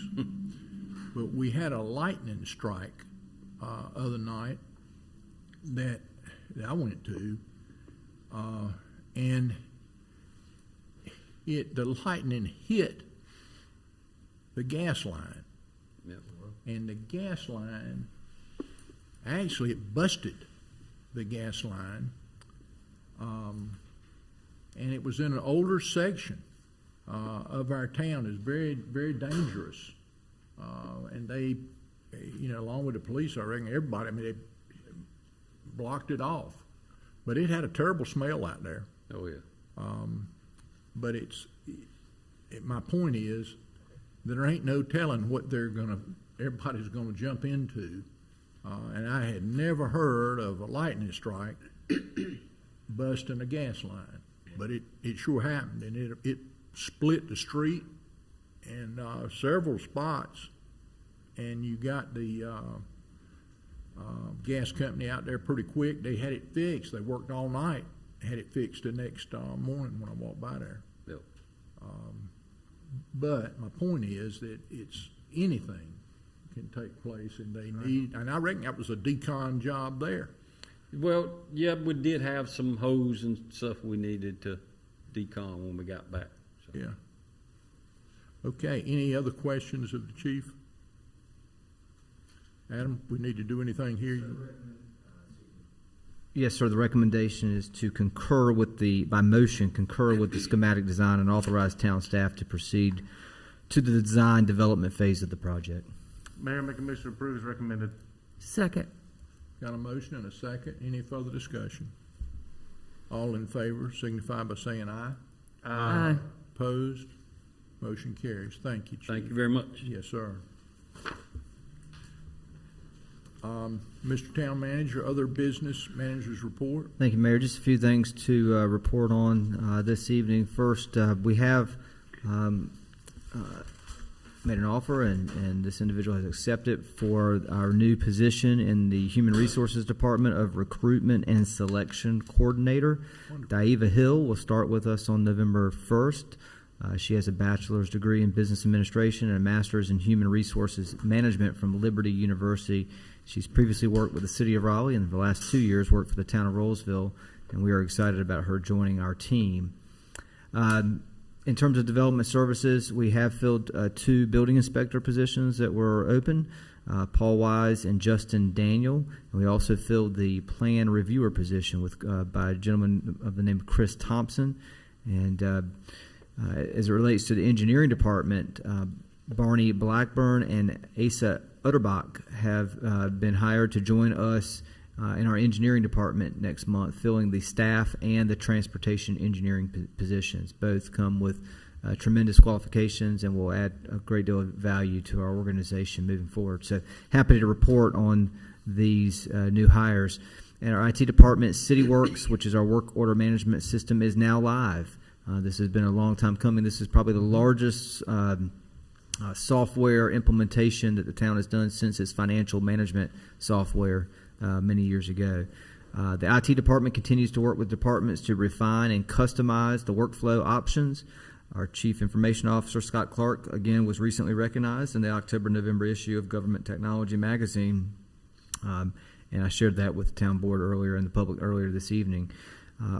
We had a great turnout at the Arts Center on Friday night for the concert On the Border.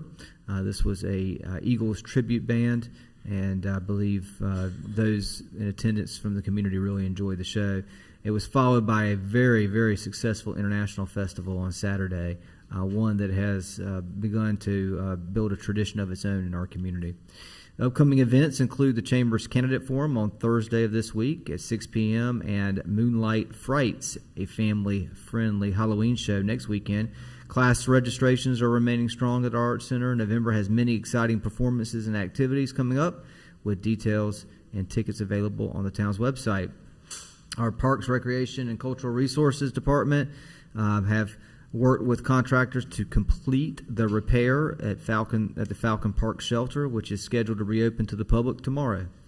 And the basketball registration for winter sports has concluded on this past Saturday with 1,031 participants. And late registration runs through October 30th. So tremendous participation and registration for our youth sports, winter sports. Public Works, we are replacing a failed culvert on Willcrest Drive. We did that today, and loose leaf season has begun. I'm sure you've noticed the leaves are falling with the temperatures dropping, and collections are going well so far. And our Finance Department continues to work to finalize the audit, and they've been attending an extensive amount of American Recovery Act training for those funds. I would encourage you, if you haven't had the chance already, to please check out the project status report for October of 2021. Lots of projects, 15, 16 pages worth of projects on the project status report. So if you haven't had an opportunity to look at that, please do. If you have any questions, let me know. We've got a lot of different projects and programs that we've got in the works right now. We've also provided for your review the quarterly report, July through September, that speaks to a number of metrics that we follow annually in all of our departments, public safety, development services, and other operational departments. So if you have an opportunity, or if you haven't had that yet, please take a moment to review the quarterly report so you can see how we're trending for the year. Financially speaking, we're trending as we expect. The inspection department, ISO rating report. I want Chris Hennett, who is here tonight, to kind of come up and speak to this for a quick moment. This is positive. We go through an ISO rating with our fire department every so often. There's no set number of years, but usually it's every 7 to 10 years we go through an ISO rating. That helps, or if we are rated well, it helps to keep insurance costs down for residents and businesses. We go through an ISO rating for building inspections as well. Chris, can you brief the board on this, please? Yes, glad to give this news or whatever in front of you. I'm really proud of it. We had our building code effective grading schedule is what it was, is how it's determined was. It's basically an insurance underwriting tool, an information tool for insurance companies for doing rates or whatever in our area was. We were able to retain our previous one, which is from 2013. We were residential-wise, we're a 3. Commercial, we're a 2. I'm very proud of that. We're graded on a variety of different sections, from training of our inspectors,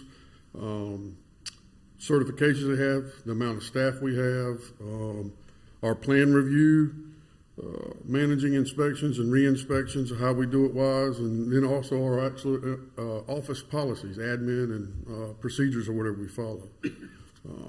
My staff did a great job helping me with this as well too, so I'm gonna give kudos to them as well. It's not just me, but I'm proud to tell you we have a good report here.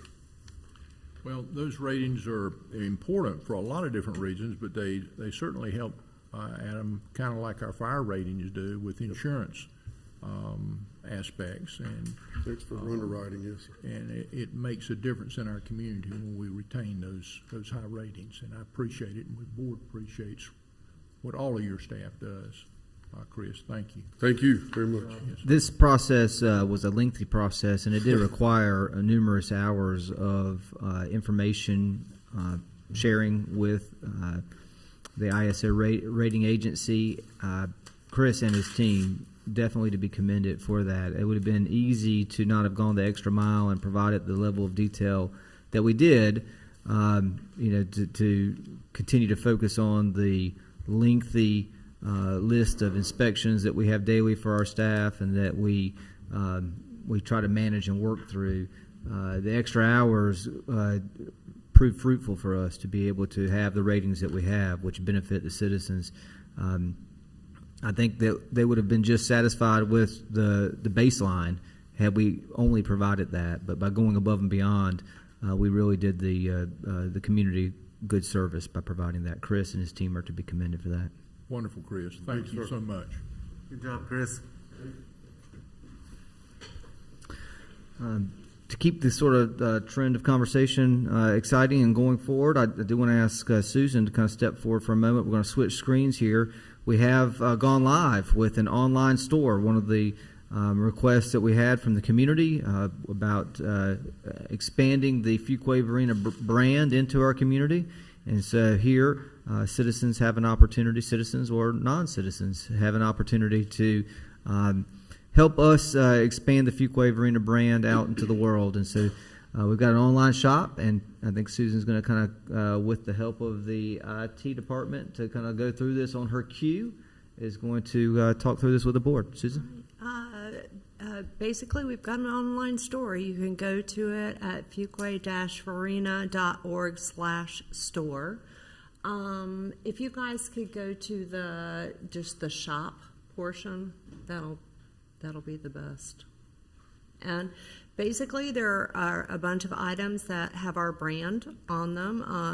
We've had a lot of requests from folks to have the dash more on there. And the way this works is it's like every online shopping experience. You can go in, you can shop, put it in your cart, pay for it with MasterCard, Visa, debit, and after you've paid for it, we're going to send you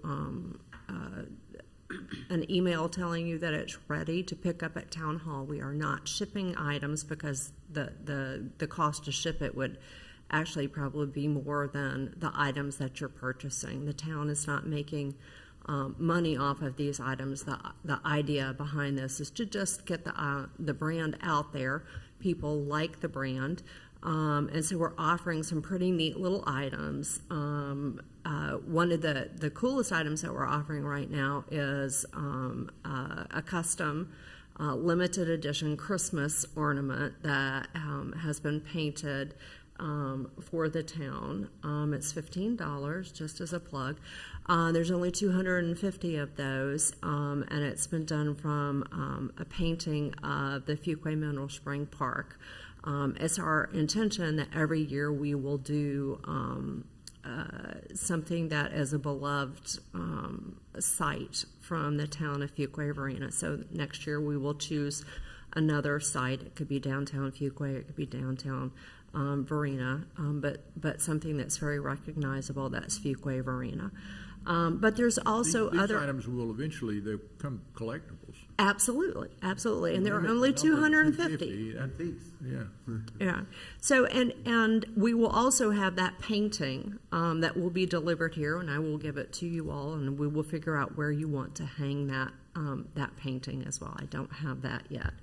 But I mean, we've got cups, we've got flags that are available. I will tell you, we've got the license plates, the decals.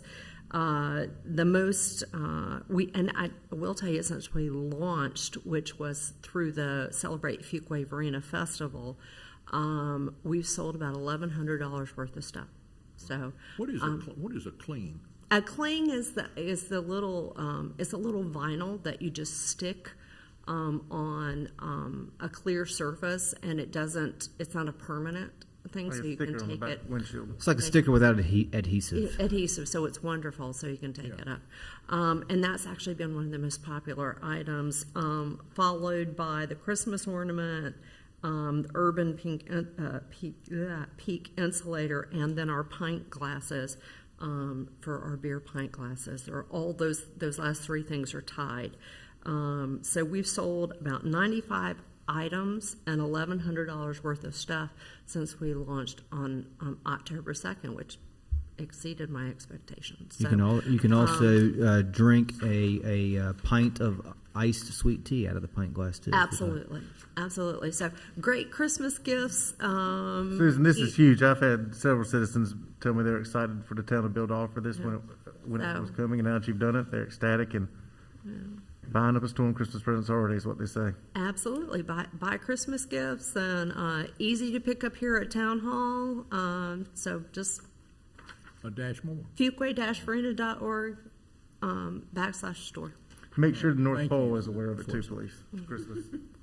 Thank you. Thanks, Susan. Just a few more items to update the board on. We are going to, with the help of the Wake Audubon Society, be offering birding tours at the Hilltop Needmore Town Park and Preserve. This will be on the third Saturday of each month through the months of October through December from 8:30 a.m. to 10:30 a.m. And the tours are free. So if you know of anyone or you yourselves, anyone from the public that enjoys bird watching and learning more about nature, we're going to offer this program with our partners at the Wake Audubon Society at the Hilltop Needmore Town Park and Preserve. And it starts when, Adam?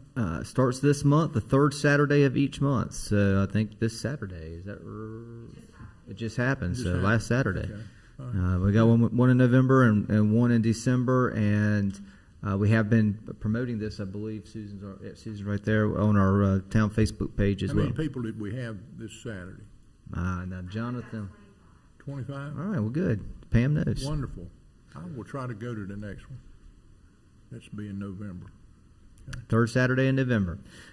We do have a Special Olympics fundraiser at the Willis Spring High School. This will be Thursday, October 28th at 6:30 p.m. Chief, this is the JV football game against Fuquay-Varina High School and Willis Spring High School, and the students are out there raising money for our police department to raise money for the Special Olympics. They're doing it to help our police department raise money for the Special Olympics. And so this is exciting. Chief, how can people contribute to this if they want to?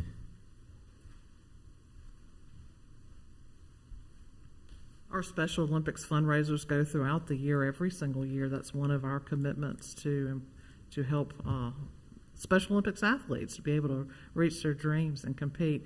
But at this particular event, you can go to the game and make a donation. You can stop by the police department at any point in time and make a donation. We also have a page online that is on our Facebook page that you can also reference to make a donation. You can buy a T-shirt or make a cash donation. But this particular fundraiser at the JV football game is allowing youth to work with the police department to assist in this great fundraising effort, and it's a great rivalry. So let's see which, whether it's Fuquay-Varina High School or Willow Spring High School, which one can win? Who's the best? So we'll have to see.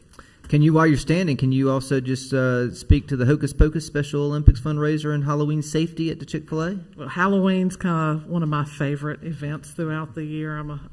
I enjoy that so much. You can probably tell by my mask I'm wearing tonight. But yes, we're partnering with Chick-fil-A, and we're going to have a little bit of Halloween safety. McGruff's going to be there.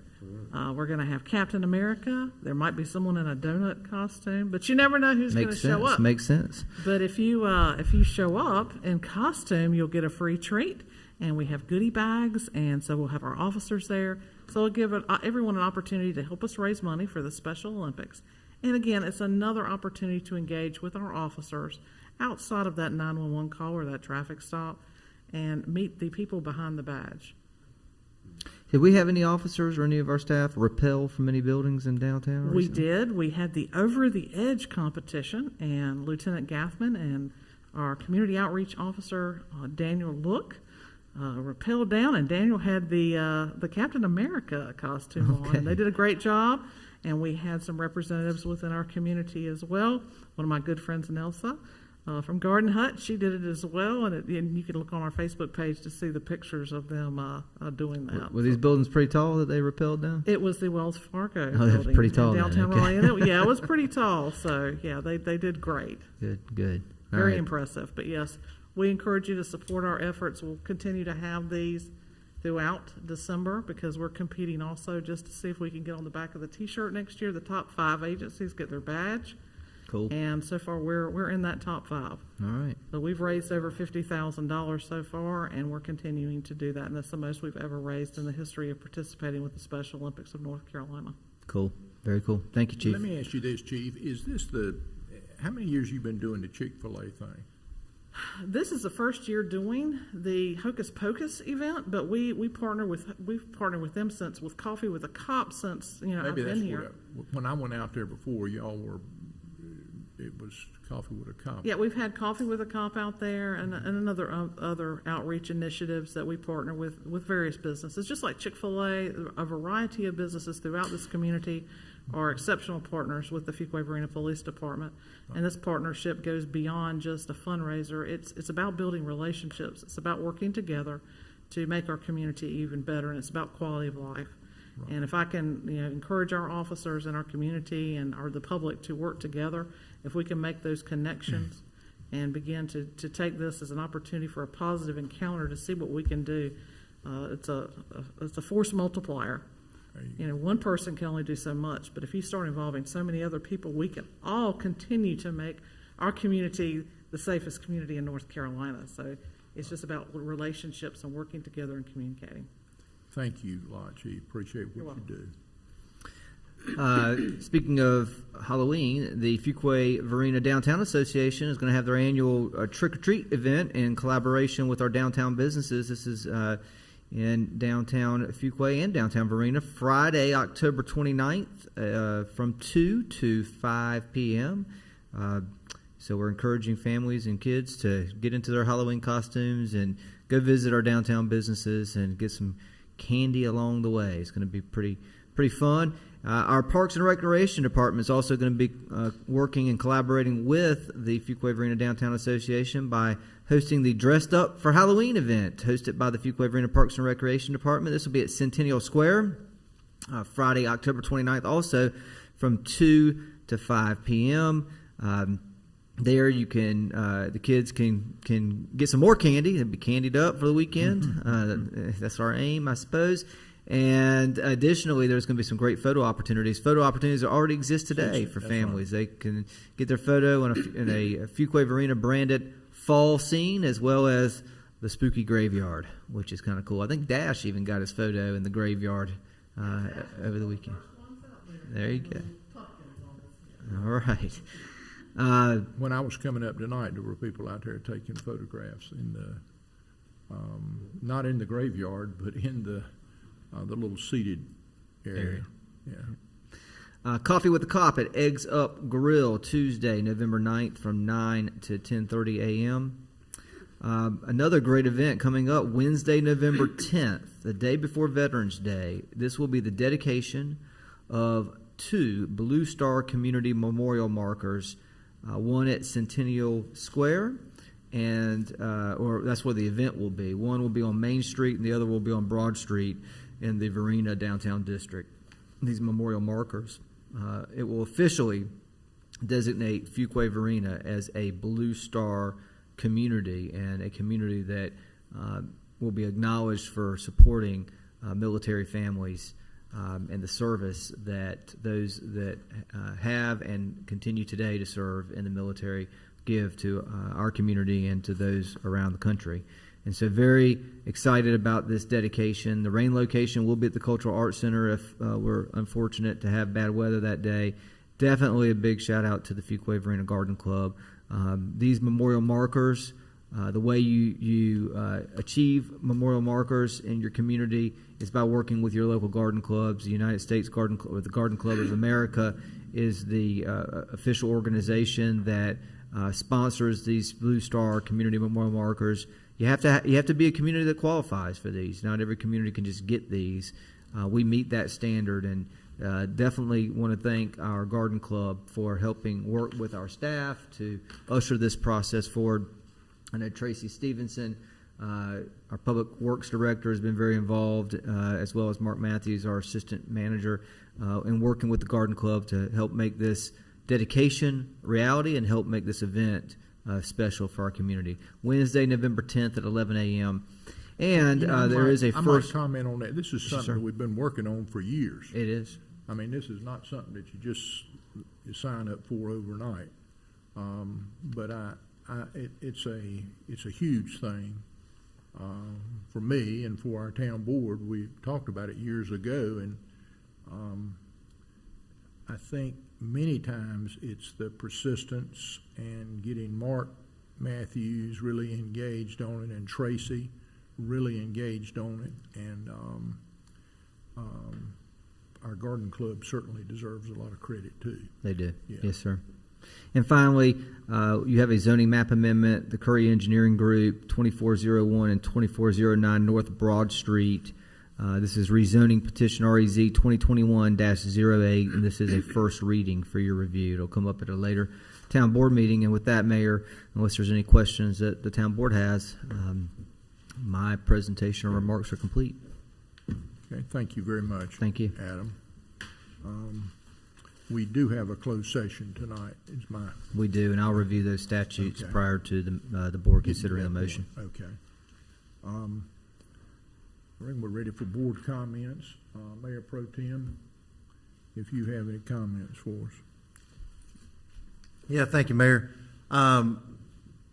Celebrate Fuquay-Varina happened since our last board meeting, and the amount of time that staff has to put into that, I believe every single staff member is on duty that day, or very few are allowed off, and that shows what great collaboration we have across all our departments working there. And so, staff, it appeared to be our one of our best attended, if not the best attended, and well put on that we've had in a long time. I think a lot of people were excited to get outside due to COVID, and that made that difference. And so I know y'all are very, very busy there, and it showed there, and the participation from the public. So you did a very, very good job, and thank you for doing that.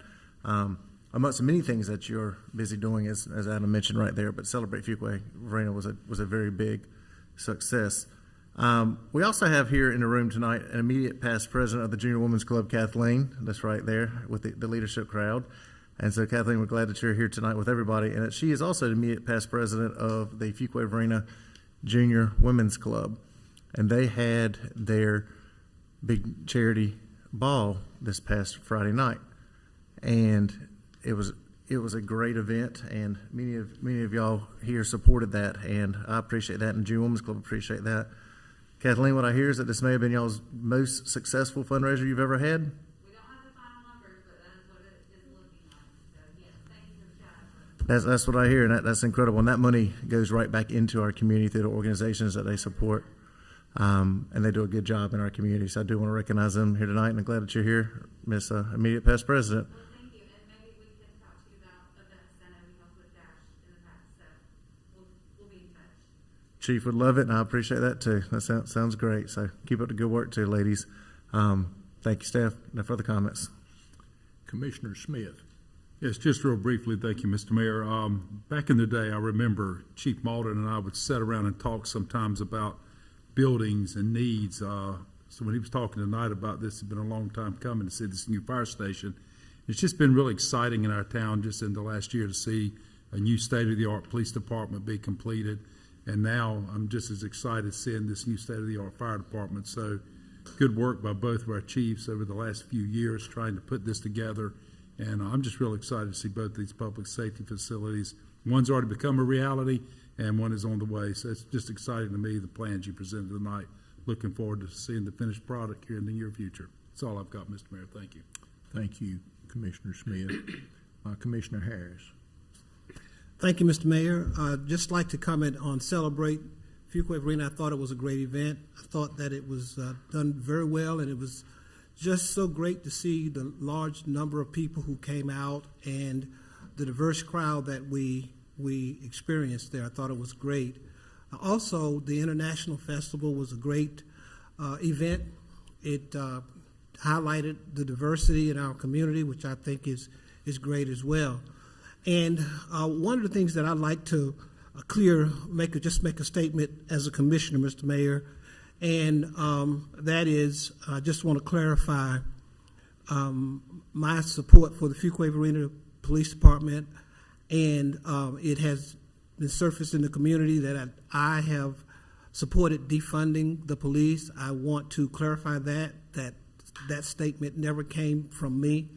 I'm a former probation officer myself, and officer of the court, have worked with law enforcement for several years in various capacities as a court liaison, have, as a probation officer, arrested and retrieved absconders. So I've been in situations where, and I understand the impact and danger, and also can identify with the stress that comes with law enforcement.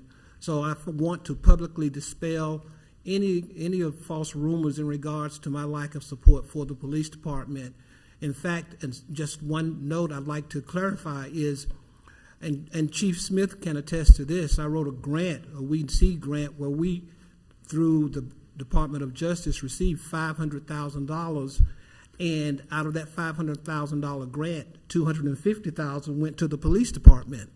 So I've always supported the Fuquay-Varina Police Department, and however that has surfaced, I just wanted to clarify that I've never made that statement, have no intent to ever do anything in regards to defunding the police.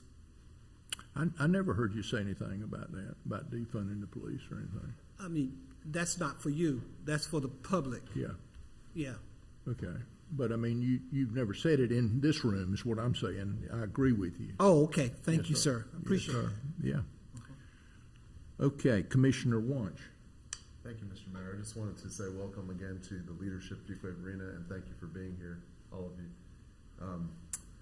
I wanted to also echo that Celebrate Fuquay was phenomenal. It was a phenomenal event. Enjoyed it, and thank you to everyone who had a part of it, all of our staff, management, and participants.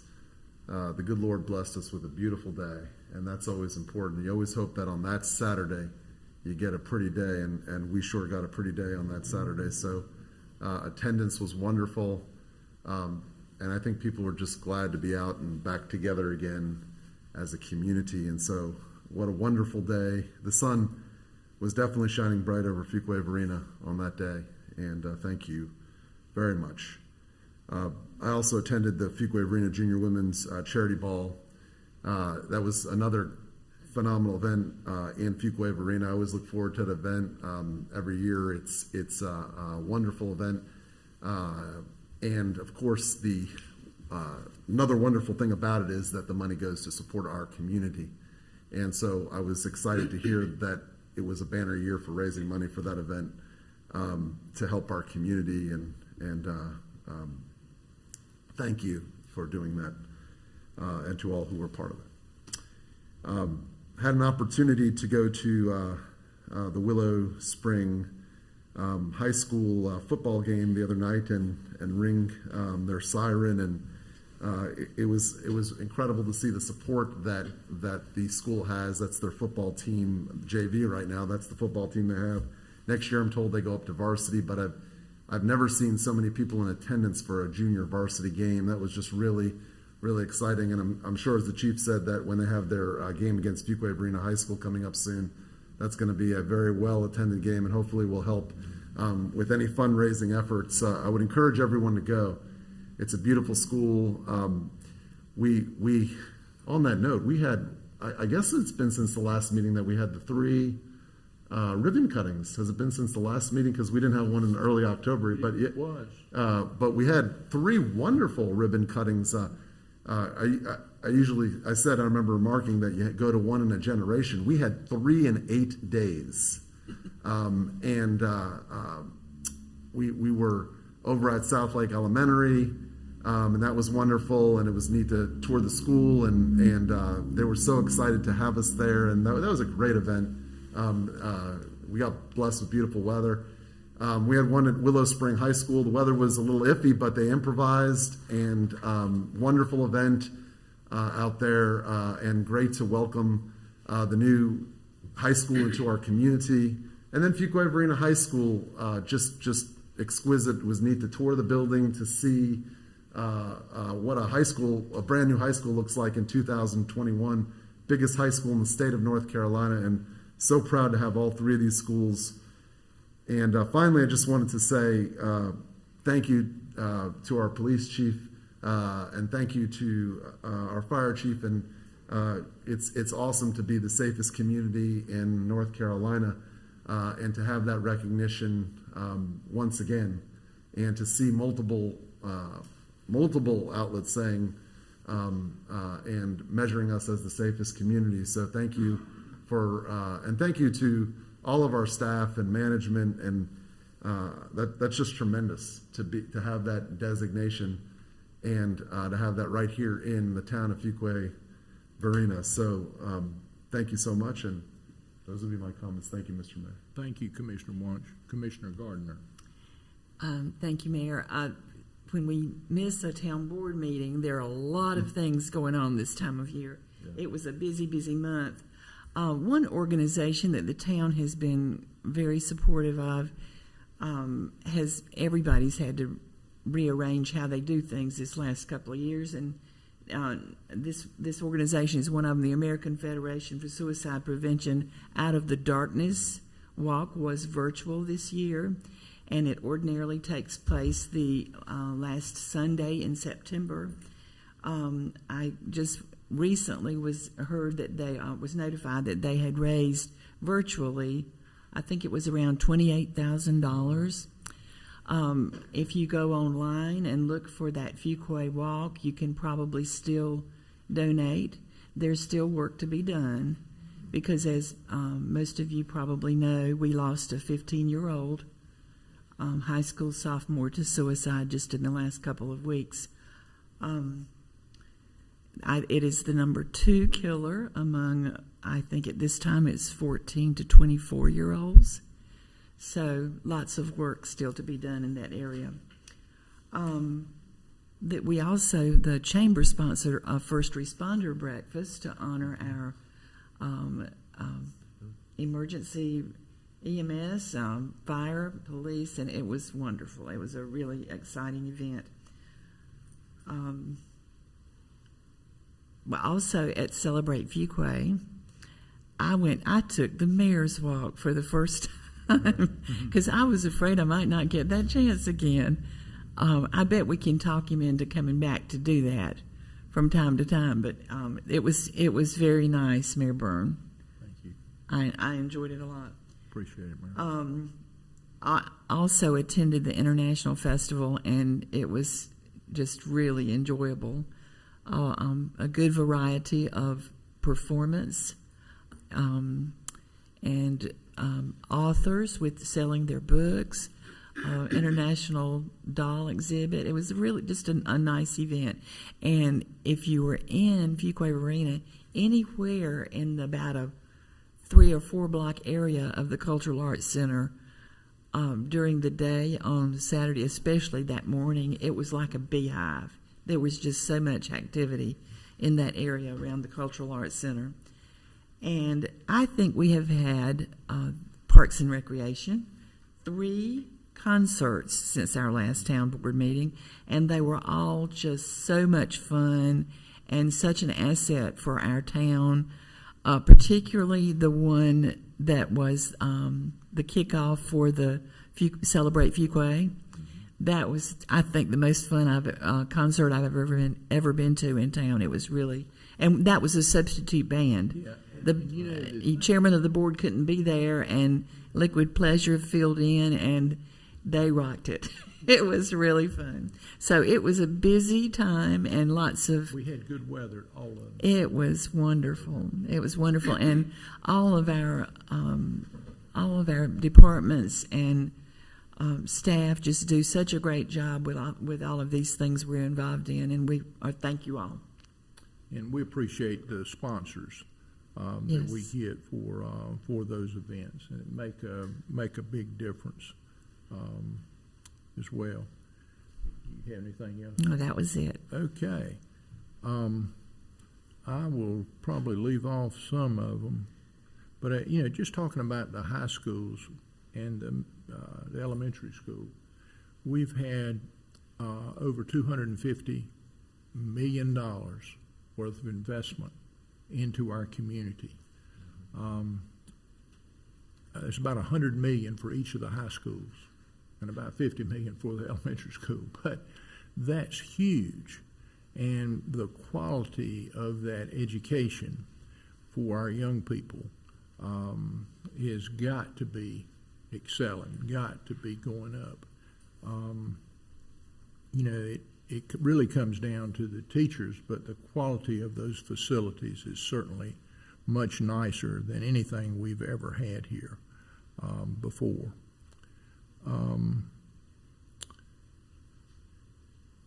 Well, most of these we've kind of talked about in some form or fashion. I know we had ribbon cutting for the 5 Points Animal Hospital, and I think some of y'all went to that.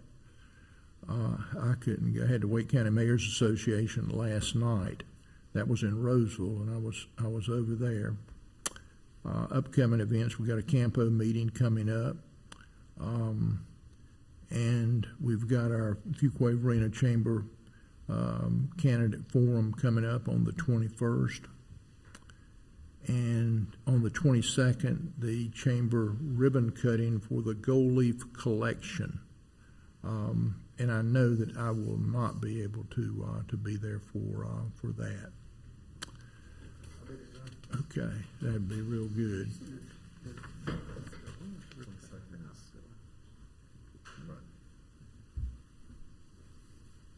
That's already been. These are events that have been. Okay.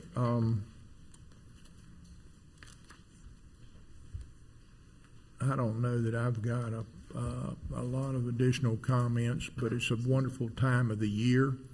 And I appreciate all that our staff does and continues to do for all of our citizens to help make Fuquay-Varina what it is today.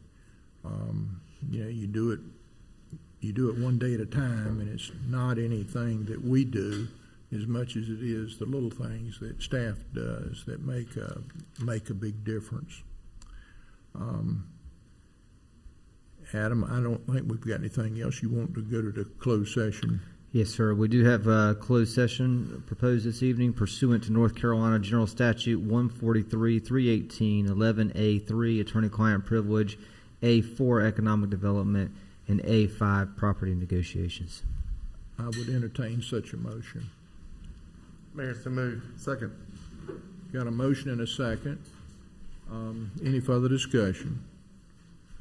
All in favor signify by saying aye. Aye. Opposed?